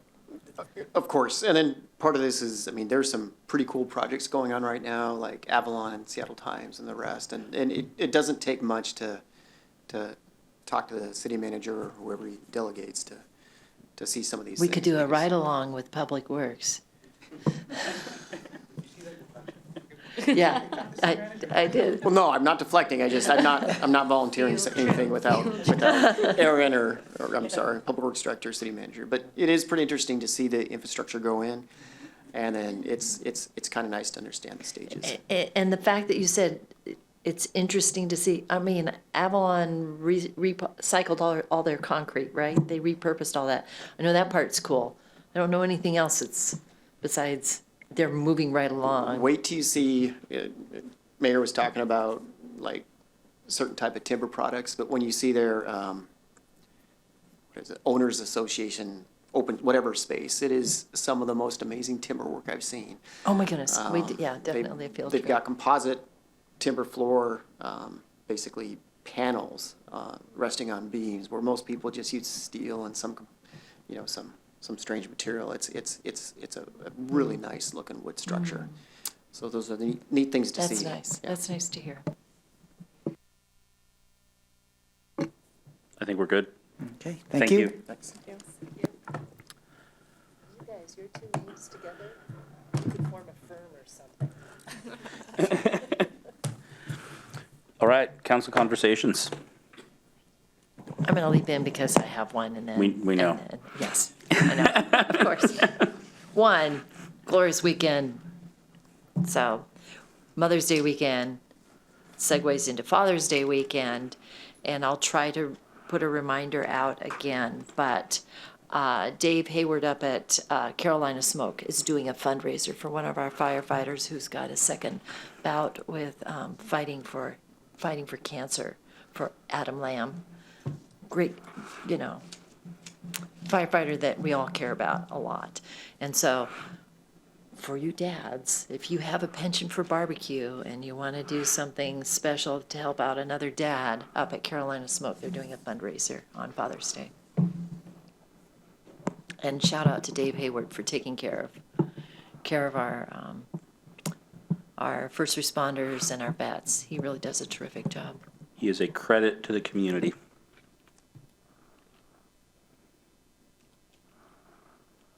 We all get a lot quieter in council conversations after dark. I hate to do it because it's late, but I have to share that looking at our council priorities and our vision really reminded me of, especially that vision statement, which was me, Ben, Rami, and Tony. And it was like supernatural inspiration. It was awesome. So it reminded me of that process, and the whole retreat was really great. But every time I see it, I just feel like, and I hope that other people feel this way too, that it captures that everybody is welcome, and that we want to make Bothell a really welcoming, safe, happy opportunity for happiness sort of place. So it's really exciting to see that come back and to see how staff is just running with everything. So, because all we have is ideas. You guys actually make stuff happen, which is like the way more important part. So thanks for taking our 5,000 thoughts that we all agreed on and coming back with really cool things. Including this summer's Summer Nights events. That presentation was awesome because that, I think, having seen what our city was capable of last summer really inspired us and had us excited when we were doing those vision statements. It's just growing on it and, snowballing into something that has the potential to be really awesome and just continuing to see this process and staff, bringing things back and saying, look, we listened and this is how we want to help you get what you're asking for is super cool. So agreed.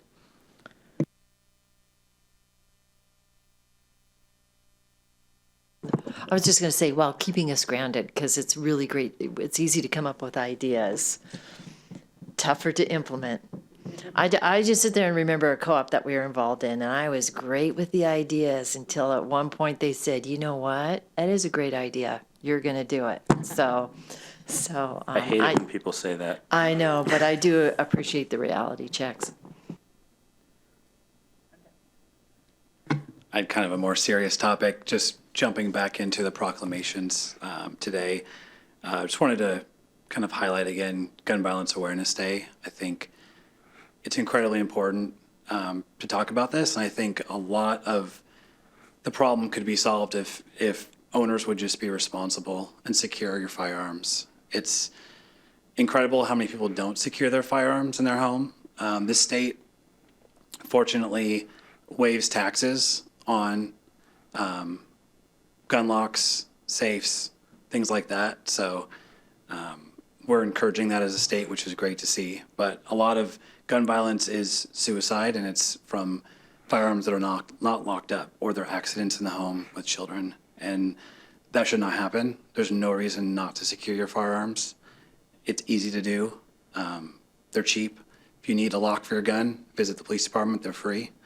So I just want to call that out and want our community to know that we don't accept firearm deaths in our community, just like we don't accept traffic deaths, we don't accept firearm deaths. So don't want to bring the meeting down at the end, but wanted to call that out on the importance, and they can be preventable. So please, I implore you, please lock up your firearms. You can say that at any point in time during the meeting, and it'll be in order, and that's okay. Preach on. Yep, I'm glad you're saying it. I'd also point out, when it comes to preventing suicides with firearms, it's really necessary to have the extreme risk protection orders, because there needs to be a way for a gun owner to just say, look, like, I don't need access to these right now because I do not want to turn it on myself. And there is a way to turn to members of your community that doesn't put the burden on your family or on your friends to protect you. That there are real systems in place to protect individuals and to get them help. We are doing a lot of work in this city to give people access to affordable and accessible mental health care. And that is through the RACER program, that is through the Center for Human Services. And there is always help available. And I think this group of people here has really tried to make that accessible and available to everyone who might need it. And so, like, yes, absolutely, lock up your guns, but also, like, take the extra levels of, two-factor authentication when you're at a special risk. So thank you for bringing it up.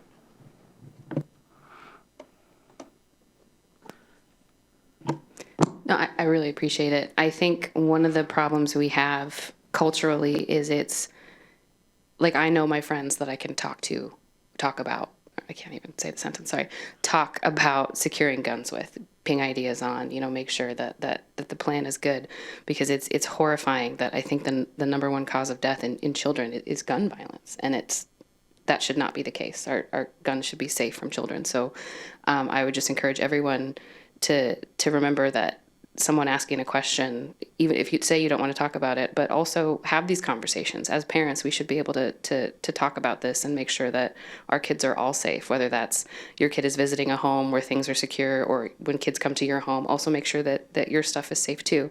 So it's a huge responsibility that comes with a right. And it's also, to Jenny's point about mental health, that's the other piece of it, is suicide is a very real part of gun deaths. And so having open conversations about that, checking in with your friends and your neighbors, and just being a place a safe place for people that talk to you is really important. So thank you both.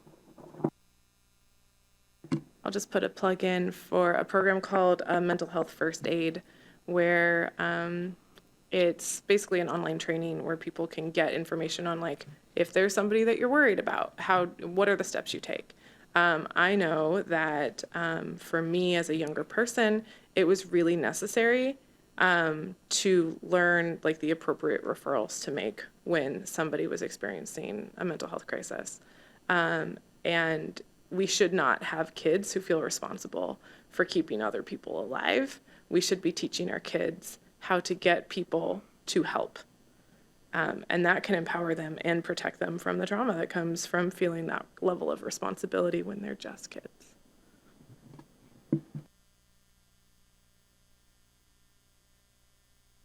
I'm going to do a shout out to a local business. I was in security gun club last week, and I noticed right on their front. Is that how they pronounce it? It's supposed to be pronounced securite, but I think they've given up because that's an alarm for help. That's if you need alarm for help, you say securite. But I think they say security because everybody says security. So either works, but I read it securite, and I like that. So I was like, "Am I getting it wrong?" I think they prefer. They wanted to be securite, and They've got the accent. yeah. So I was there, Tell the and on story. their front desk, I was really grateful. I'm guessing maybe one of our police officers put it there, right there on their front desk as you go in. You know those business card holders, is from the city of Bothell the list of all mental health resources that people can get, and it's sitting right there at their desk. Easy to see. It's not buried in a bunch of other stuff. So I appreciate that business putting that out there for people as they come in.